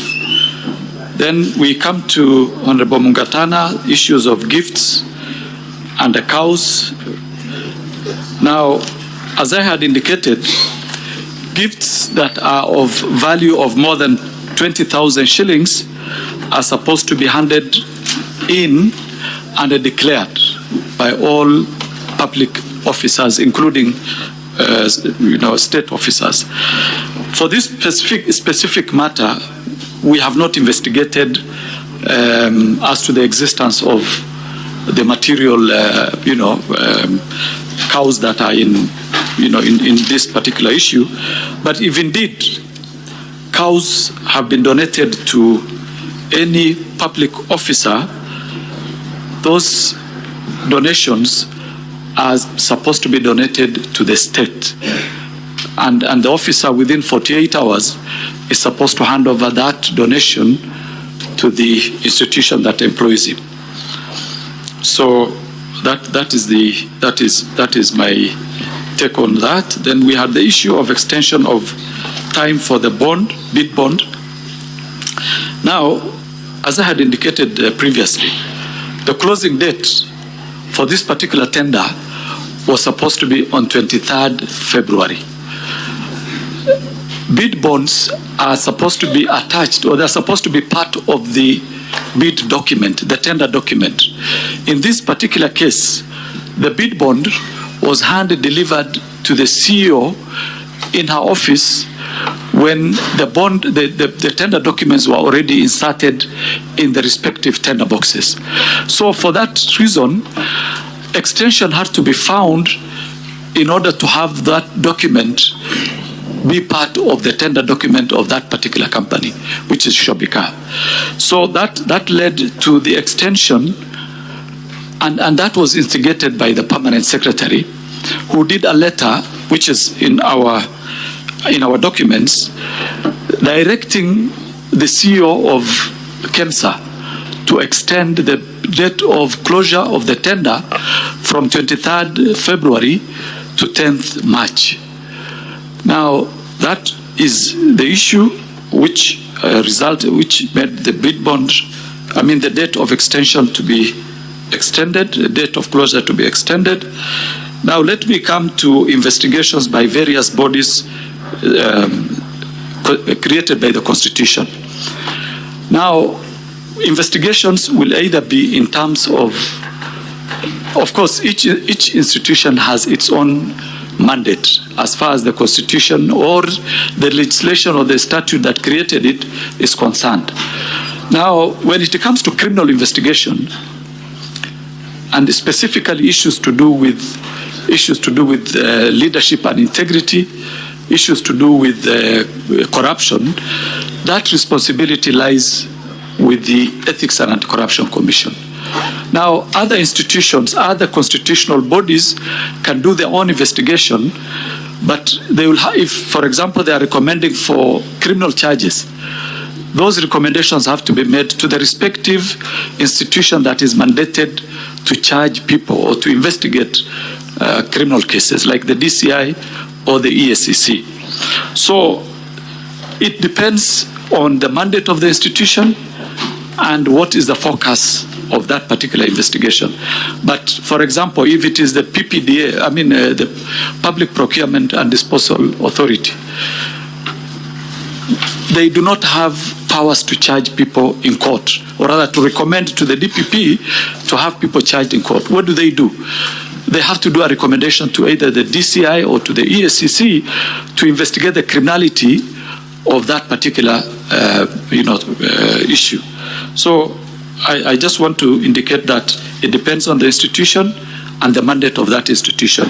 But when it comes to criminal investigations, there are specific institutions that are mandated to conduct criminal investigations. Issues to do with the declaration of gifts, I think that one I addressed in my earlier submission, that gifts that are more than 20,000 are declarable and they have to be entered in the registers, and after the end of every financial year, the institution has to actually declare to the EACC of the existence of that gift. Now, the issue of what was our finding or our conclusion when you look at the whole matter and our perception, or rather, what would be our conclusion that we reached. Now, when you look at this particular tender, first, it is an international tender that was floated as an open tender to international companies. Companies bidded, but there is a specific company that has a local agent here, which is Shobika, that did not conform to certain procurement requirements as per the tender document. Because when tenders are floated, that tender has got specific instructions or directions to the people who are bidding. If, for example, you are supposed to do pagination, it has to be indicated there. If you have to do, for example, in ink, it has to be there. So anything that goes outside what was provided for in the tender document is actually considered as irregular. And of course, the disqualification should apply. So this one, it was a tender that was badly handled, and I wouldn't want to indicate why it was handled that way, but from the look of it, there must have been some pressure somewhere. That is my own view as an investigator, because when you see procurement officers deliberately going out of the requirements, because they know the law, there are only two conclusions that you can make. One, they were bribed. Two, there was an influence that was coming from other quarters. Mainly, those are the two reasons from our experience. So that is my conclusion. I wouldn't want to delve into the conclusion of Dr. Mulwa, because he gave evidence before this House, Honorable House, and his evidence is there. Now, the issue of Terry Ramadan and her status, I think ours was, and whether we actually received feedback. As seen in our documents, we did a letter to on Terry Ramadan. Let me refer to the documents. We did to the chairperson of the board of directors of KEMSA, and we gave him the reasons why we think, or it was our view, that action should be taken, disciplinary action should be taken against this particular officer. As to why she's still in the public service, I wouldn't want to go there, because our responsibility, when it comes to administrative action, we tell the institution to take the disciplinary action. Order, Senator Newton. We do not have the powers Senator to compel, Fernandez, take your seat. for example, the PS. Sorry. Proceed, Abdi. Thank you. Mr. Abdi. So we do not have the powers to compel the chairperson we don't have the compellence powers as far as administrative action is concerned. So I want to leave that for the honorable members to decide what to do with that. So I move on. Then the issue of reading of the donor community and what our view is. You know, if you may allow me, Honorable Speaker and the members, the medical, or rather the health sector, has faced serious challenges of corruption throughout this period. Throughout the period that I remember working at the EACC, it is an area where a lot of donors are actually almost giving up in supporting our programs. And that has a serious repercussion. Because first, let's understand. Mheshimiwa Speaker, in the past, with tremendous respect, with all the other witnesses, you have been indicating how much time they have to respond. 5 minutes, 10 minutes, and my good friend here, the witness, you did not indicate how much time this honorable House is giving him to respond. Thank you so much, Senior Counsel. That was courtesy of my good friend, Senator Seki. Now, witness, ordinarily we've been given 10 minutes to respond to clarifications sought and questions. So far, you have done 4 minutes and 13 seconds. Okay. You have 5 minutes and 47 seconds to conclude. Okay. Thank you, Honorable Speaker. So that one I've dealt with. So the issue was that was also raised is which report do we stand by? As EACC, we did an investigation and we submitted our report, the findings of the report to this committee, to this honorable House, and that is the report we will always stand by and defend. The other issue that was raised was whether we had any case that we have investigated against the DPP and whether we have proposed charges or anything like that. That is, we have not investigated the Deputy President, His Excellency Rigathi Gachagua. We have not investigated him for any criminal matter in the past. That is our position. Now, there was also the National Assembly hearing. Why we did not attend the National Assembly hearing and now we are attending the Senate. We were not invited to the first hearing. Yesterday, I was served with a summons of this House, and we are simply responding to that summons. As to why we were not invited in the other one, that I don't know, and we only respond to the summons that were issued. So then,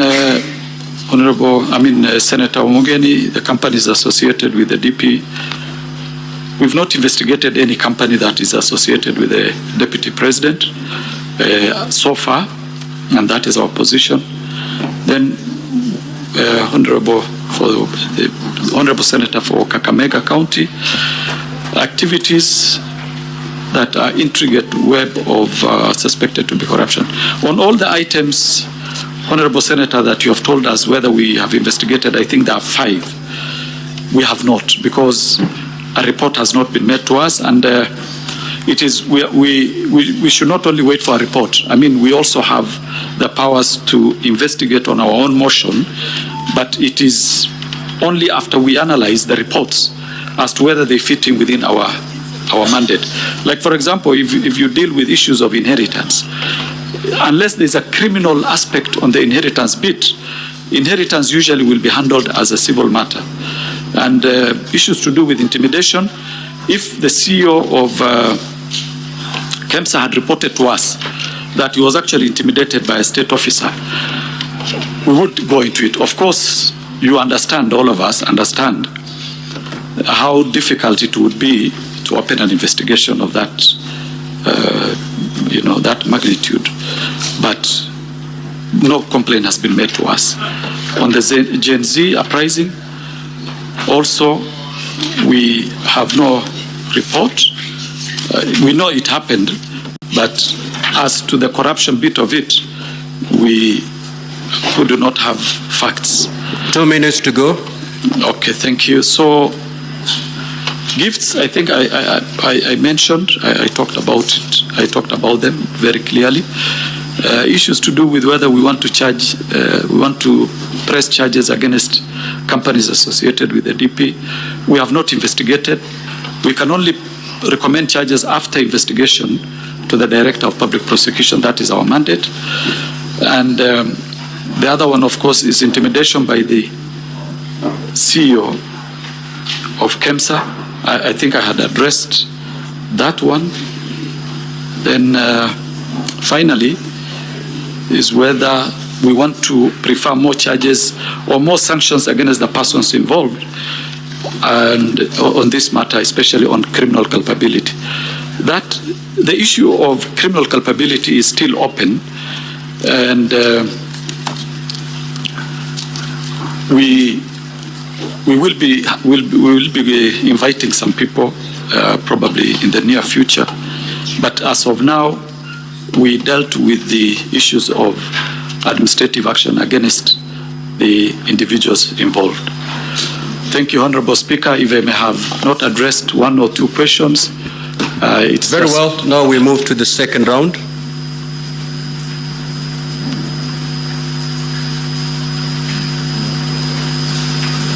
Senator Omtata. Honorable Speaker, was there any clarification for us to respond to some questions that have been put to us? Just listen to this law so that you Sugar is running a bit low.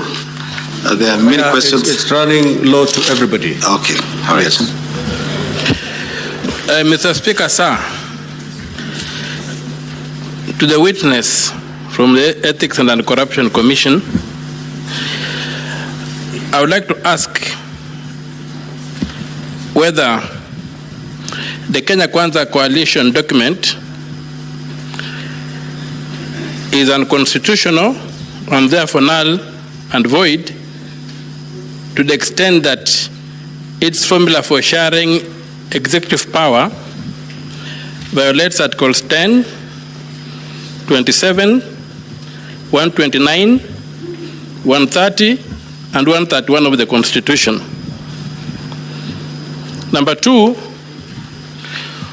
if that's the case, who is to blame for approving the unconstitutional coalition agreement that resulted in forming a government? Number three, can you point this Senate to any hard evidence of criminal conduct which you have unearthed in your investigations against the Deputy President? And can you distinguish whether there's a circumstance where the Deputy President, or even me as a Senator, can walk into a place and be given a gift that I don't have to declare, irrespective of the amount of the gift, because I engage officially and privately. So is there a situation whereby I can be given a gift of whatever magnitude that I don't have to declare? Thank you. Senator Chute.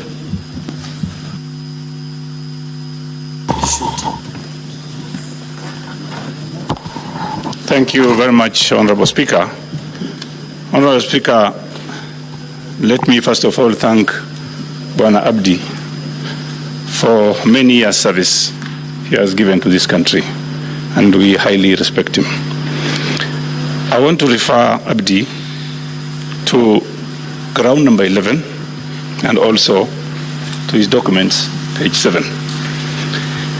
Ground number 11 says, His Excellency Rigathi Gachagua bullied Kenya Medical Supplies Agency officials into awarding a tender for supply of mosquito nets to Crystal Limited. And in your letter on page 7, the Commission, let me read, the Commission is of the opinion that the conduct of the CEO, Terry Ramadhani, amounts to violations of Leadership and Integrity Act, particularly Section 10 and 11. Mr. Abdi, today, as we speak, Terry Ramadhani is a deputy ambassador in India. And Mr. Mutuse, Honorable Mutuse, wants this house to get rid of the deputy president on the account of bullying somebody. Can you tell Kenyans, 50 million Kenyans today, as you stand there, do you want this house to impeach the president if you have already recommended some culprits to be given administrative, what do you call, action, and then you want us to impeach the president? Senator Kamau Githuku.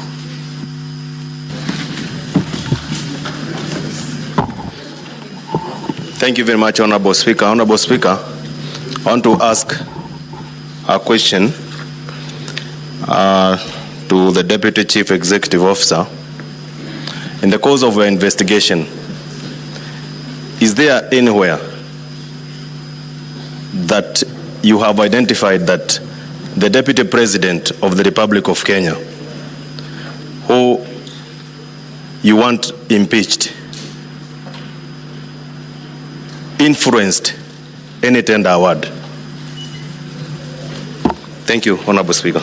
And the senator was elected by the people of Kajiado, Senator Sek.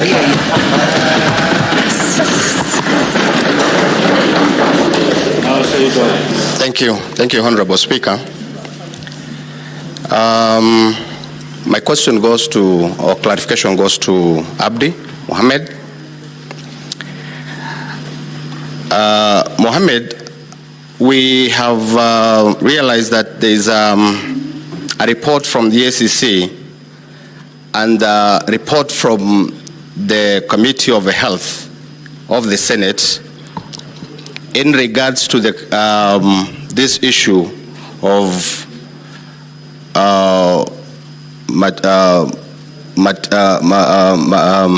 mosquito nets. I want to confirm that the contract was cancelled and the funds were not lost. I want you to demonstrate the role of this agent by the name Crystal Kenya Limited in relations to the Deputy President's office and more so regarding Gachagua. Thank you very much.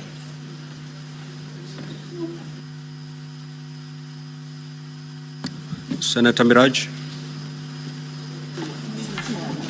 Okay, if you don't have any question, then log out.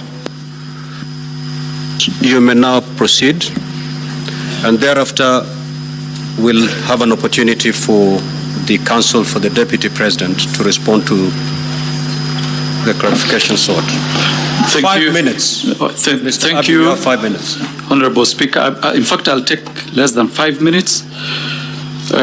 Senator Omutata, I think he raised the issue of whether the agreement of the Kenya Kwanza document or Kenya Kwanza government document is unconstitutional.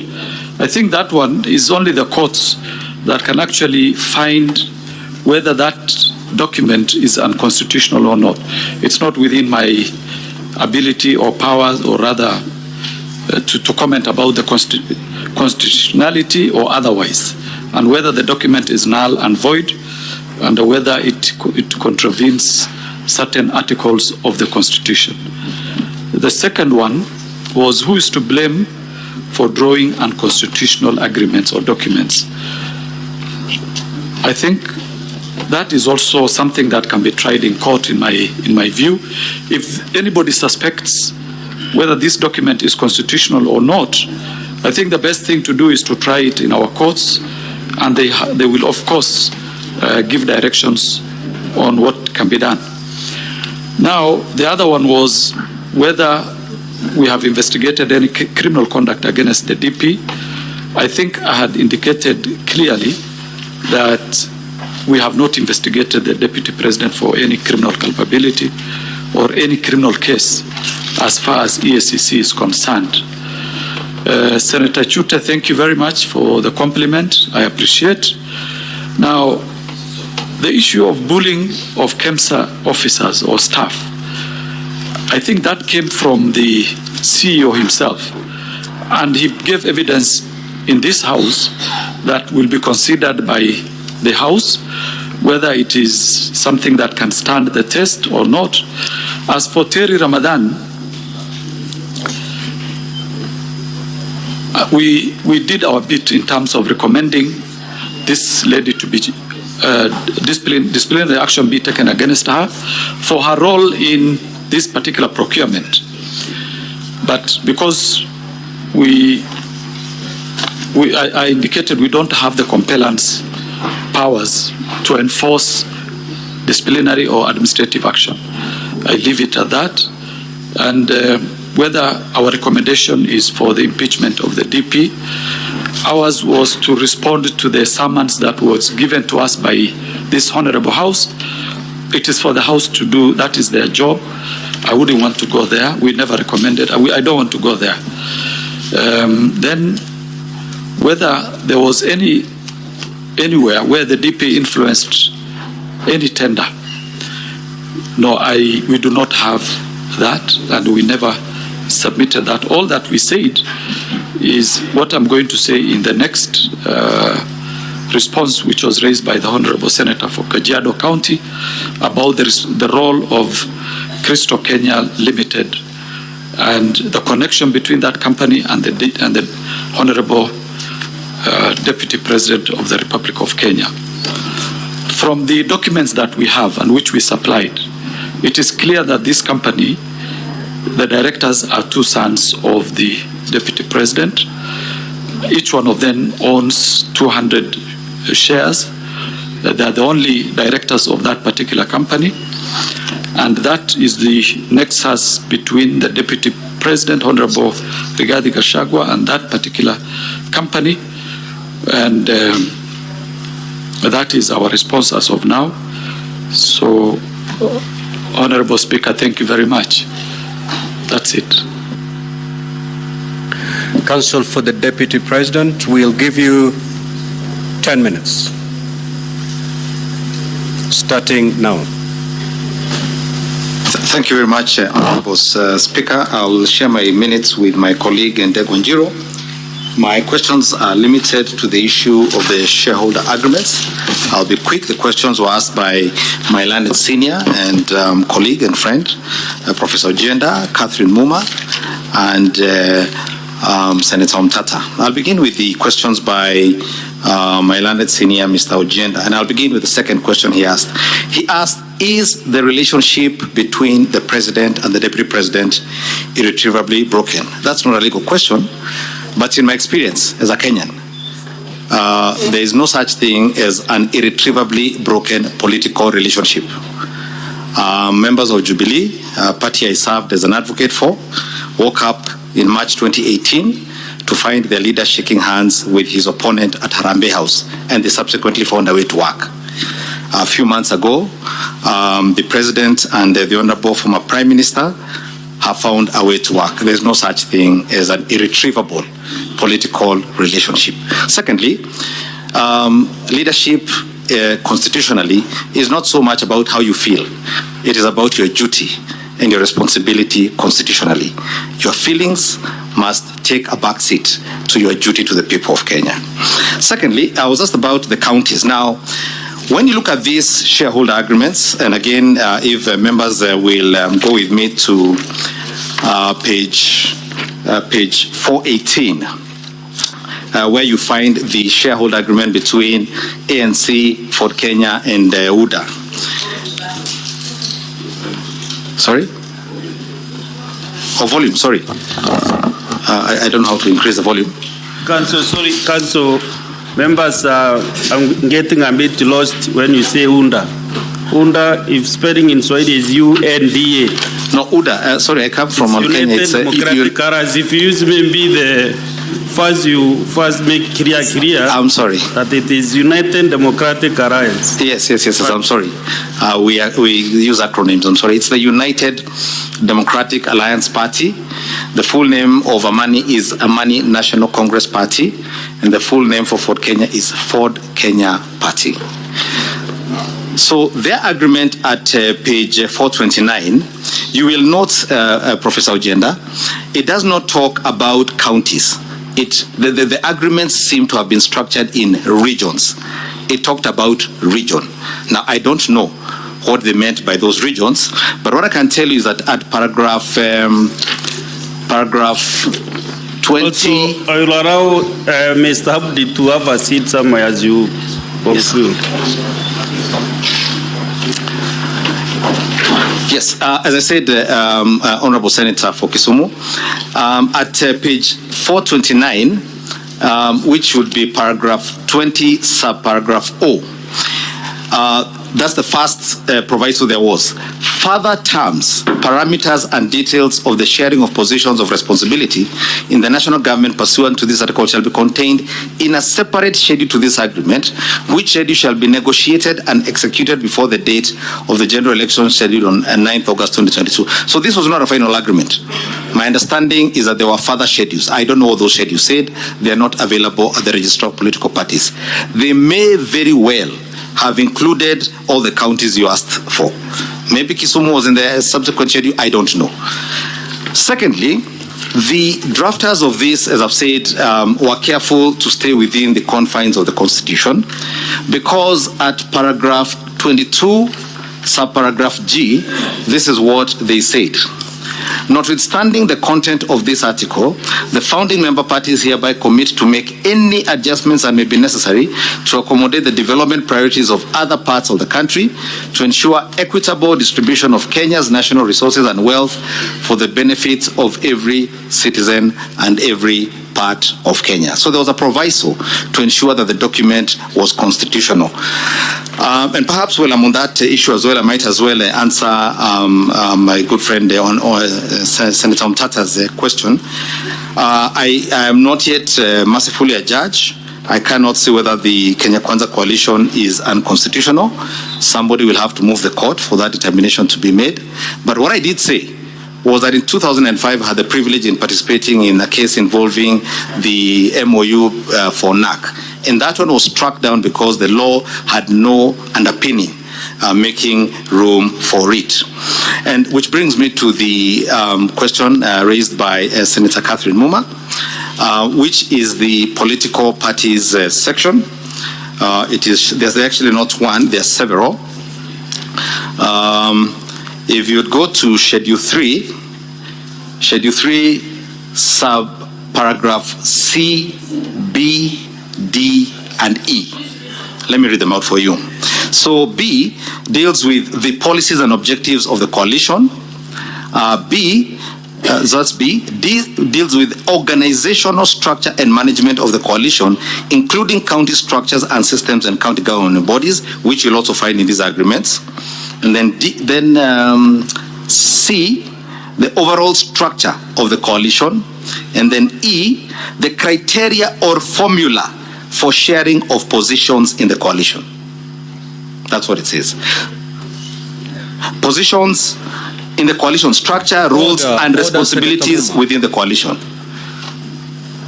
So that's what it says. So most political coalitions have interpreted that to mean, and it's been healthy thus far. I think it's helped, in my view, this country become a bit more stable and united. And I think I've answered all those questions that had to do with the question of the shareholder agreements. Unless members had any clarification, I rest. Thank you, Council, for DP. Council Ndegwa, you have something to pick, or do we conclude it at that? Specific positions and clarifications.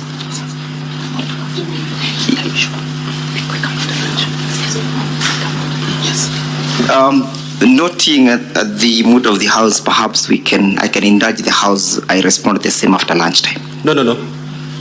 After lunch, we are going straight to your main witness. Very well, Mr. Speaker, sir. So what we can do, Council Ndegwa, allow me to invoke Standing Order 34.2A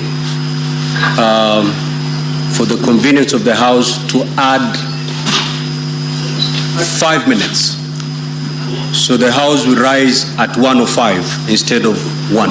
I am well guided by your wisdom. Yeah, Mr. Speaker, sir, there were 2 questions for the National Assembly side to respond. Okay, 2 questions. then let's do this. Let's do this. Instead of the House rising at 1:05, we will rise at 1:15. So, Council Ndegwa, you'll take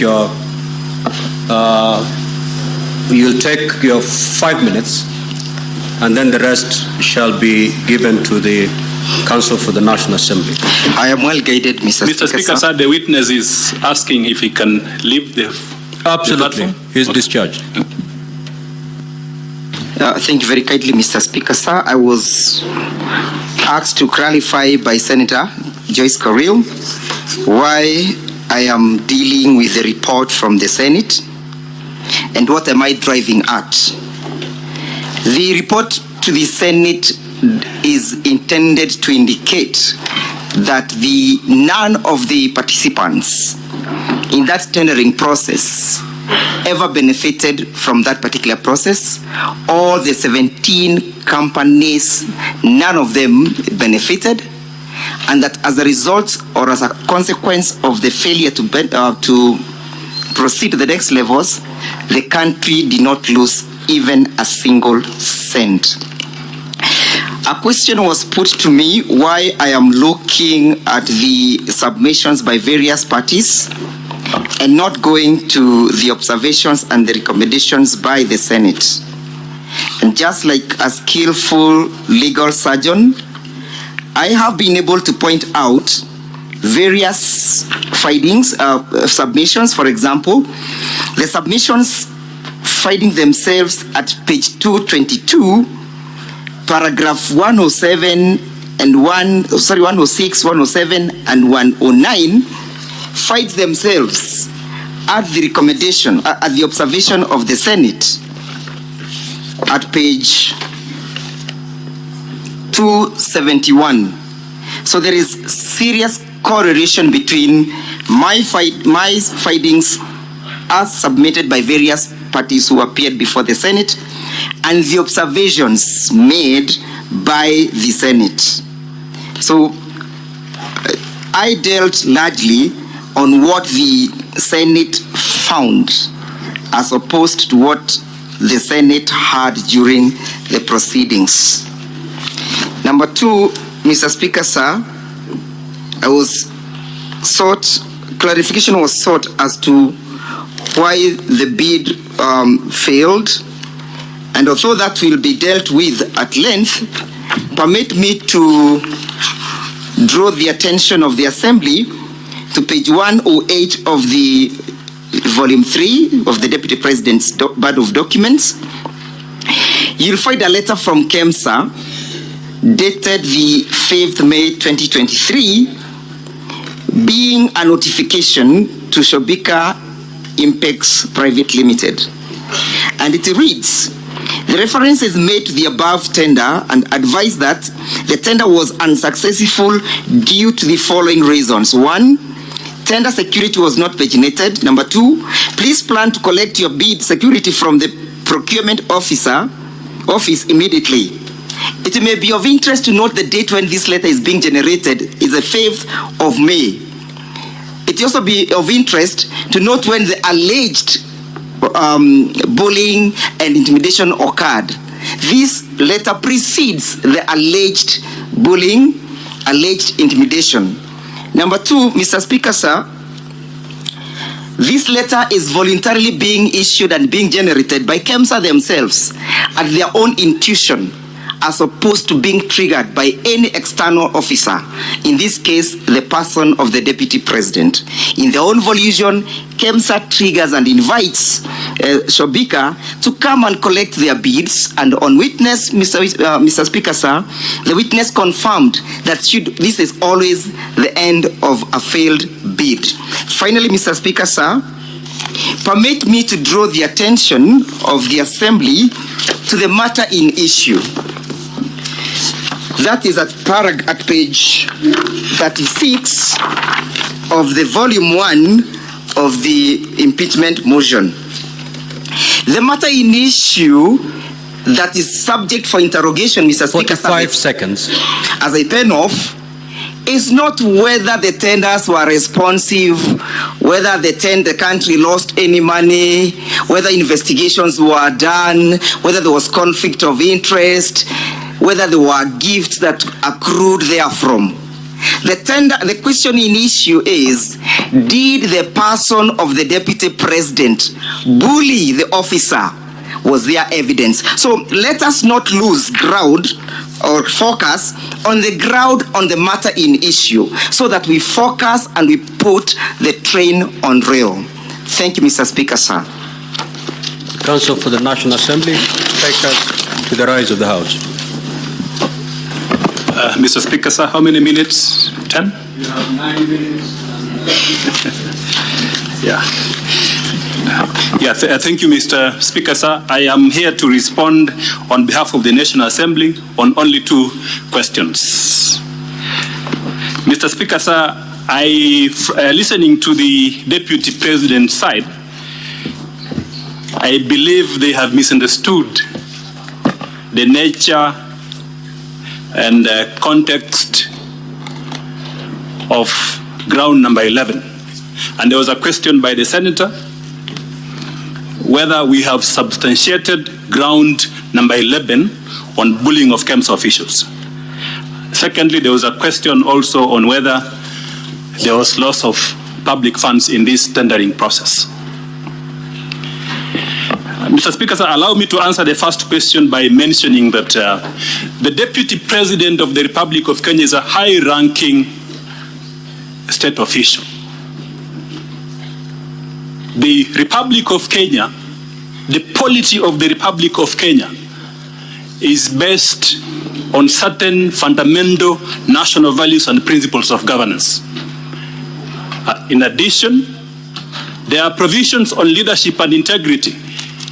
If you look at the provisions of Article 75, starting with 73, then you conclude with 75. There is an express prohibition on conflict of interest when it comes to all state offices.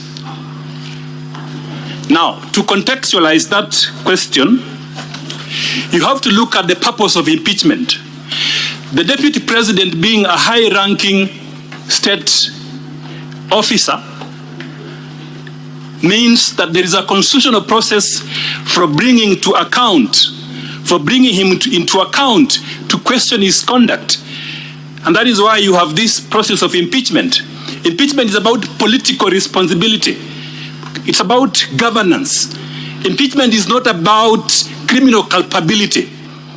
It's not about gathering evidence for purpose of taking him to court. It's about bringing him to account on what he has done from a political standpoint, and that issue of the distinction of criminal processes from impeachment has been clarified by the Supreme Court of Kenya. The Supreme Court of Kenya, in the case of Mike Sonko, was expressed clear and unequivocal that impeachment is about those values, ethos in Article 10 and the provisions of leadership and integrity in Chapter 6. Now, if you look at the way ground number 11 has been coached, ground number 11, Mr. Speaker, sir, ground number 11 talks about gross misconduct. Now, the Supreme Court of Kenya has interpreted what amounts to gross violation, which in context then means gross misconduct. And the conclusion is that when you violate these core values in Article 10 and the provisions of leadership and integrity, then you are guilty of gross misconduct. You are guilty also of gross violation of the Constitution. Sometimes you are guilty of abuse of office. So to put it in context, if you look at that charge that we have put in ground number 11, it talks about bullying of KEMSA officials. Now, that fact of bullying, and we have been more specific. If you look at the charge, we have mentioned the specific clause of legislation where the act of bullying has been prohibited. And this provision, if you look at the provisions of the Leadership and the Integrity Act, the provisions of the Leadership and Integrity Act specifically prohibit bullying of bullying by state officials. And in that context, then you can see that in terms of the allegation that we are making and the evidence which has been submitted before this House, especially that call which was made by the Deputy President. The call was made by the Deputy President to a KEMSA official. Why would the Deputy President be pushing the interests of a commercial, the commercial interests of a private company? That is crystal clear when you look at his own admission in his response to this allegation. The Deputy President has admitted that he lent the sum of Kenya shillings 200 million to Crystal Company to acquire some hotel in Nyeri. This is the same company which the Deputy President is making a call to KEMSA to consider. And a senior KEMSA official, in this case the managing director, goes to EACC in a tender process. Mr. Speaker, I just want to know which clarification my learned colleague is responding to, because the time for submission is in the evening. Yes, Council from the National Assembly. Yes, Mr. Speaker, so I'm just concluding that it's an impeachable offense to make the link. Very well. Now conclude. Yes, so, Mr. Speaker, sir, if you look at then the evidence which has been submitted by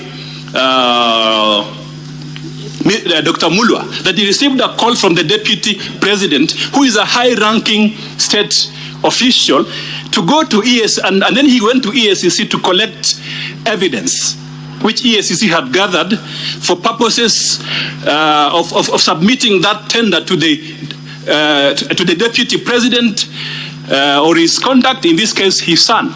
Then what we are saying is that that act by the Deputy President then constitutes a violation of the provisions of the Leadership and Integrity Act, specifically Section 34 of the Leadership and Integrity Act, and that amounts to bullying. And to that extent, we are submitting that charge has indeed been substantiated in all its four corners. On the second question, and here again, it appears there is a misnomer.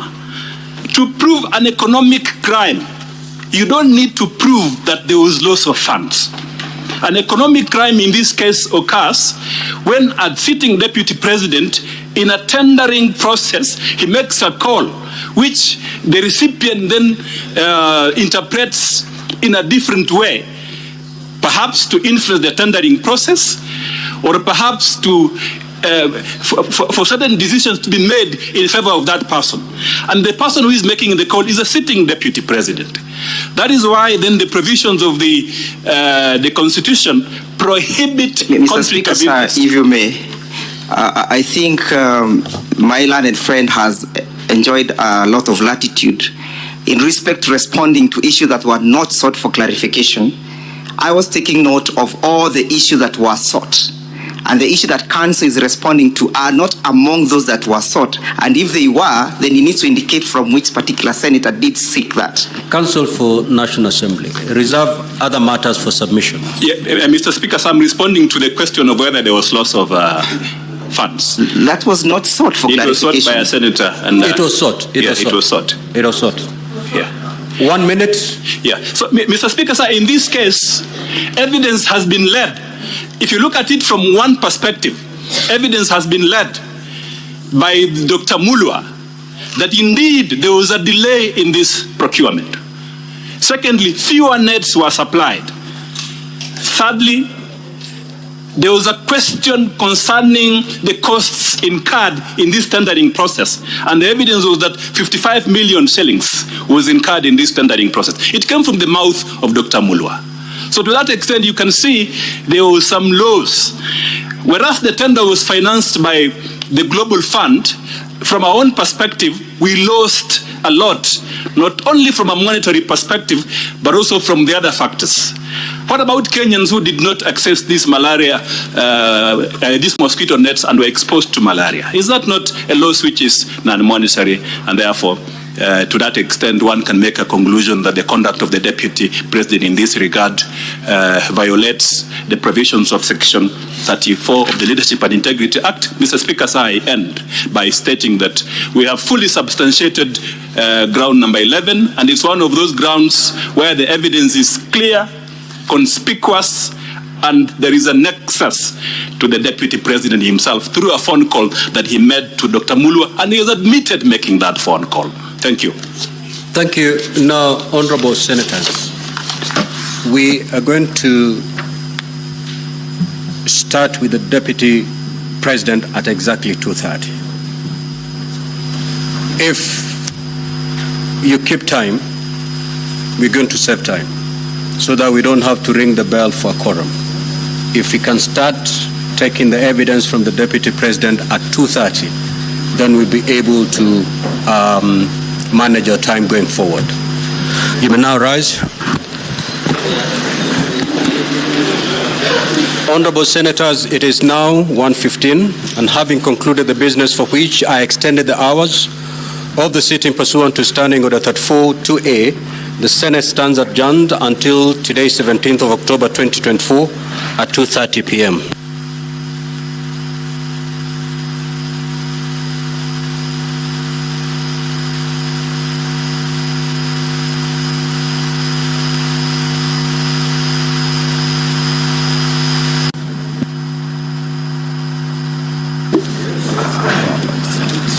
Order number 2, hearing and determination on the proposed removal from office by impeachment of His Excellency Rigathi Gachagua, EGH, Deputy President of the Republic of Kenya.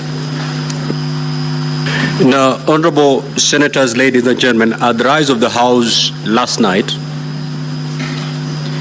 the National Assembly had called 2 witnesses. They had done the evidence in chief, cross-examined, re-examined, and it was then the opportunity for the honorable senators to seek for clarifications when the House adjourned. Now, the National Assembly has a balance of 20 minutes to conclude its case. The Clerk, do you have quorum? So, honorable senators, please take your seats. We do have quorum, so we'll straight away go to this afternoon's business.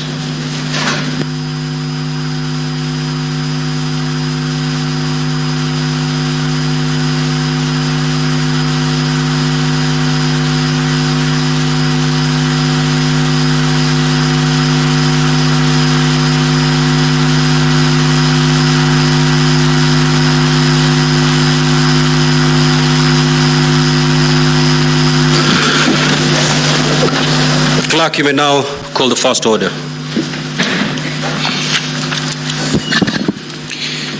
Order number 1, communication from the chair. Order number 2, hearing and determination on the proposed removal from office by impeachment of His Excellency Rigathi Gachagua, EGH, Deputy President of the Republic of Kenya.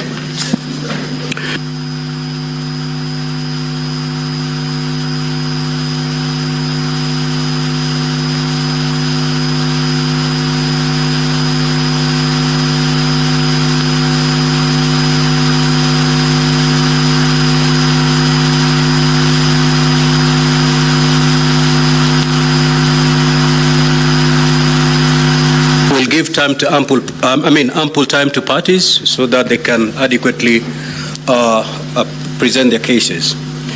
Now, As of yesterday, the Deputy President had been allocated 3 hours. 1 hour was taken away for other businesses of yesterday and today. That is pursuant to a request by Counsel for the Deputy President.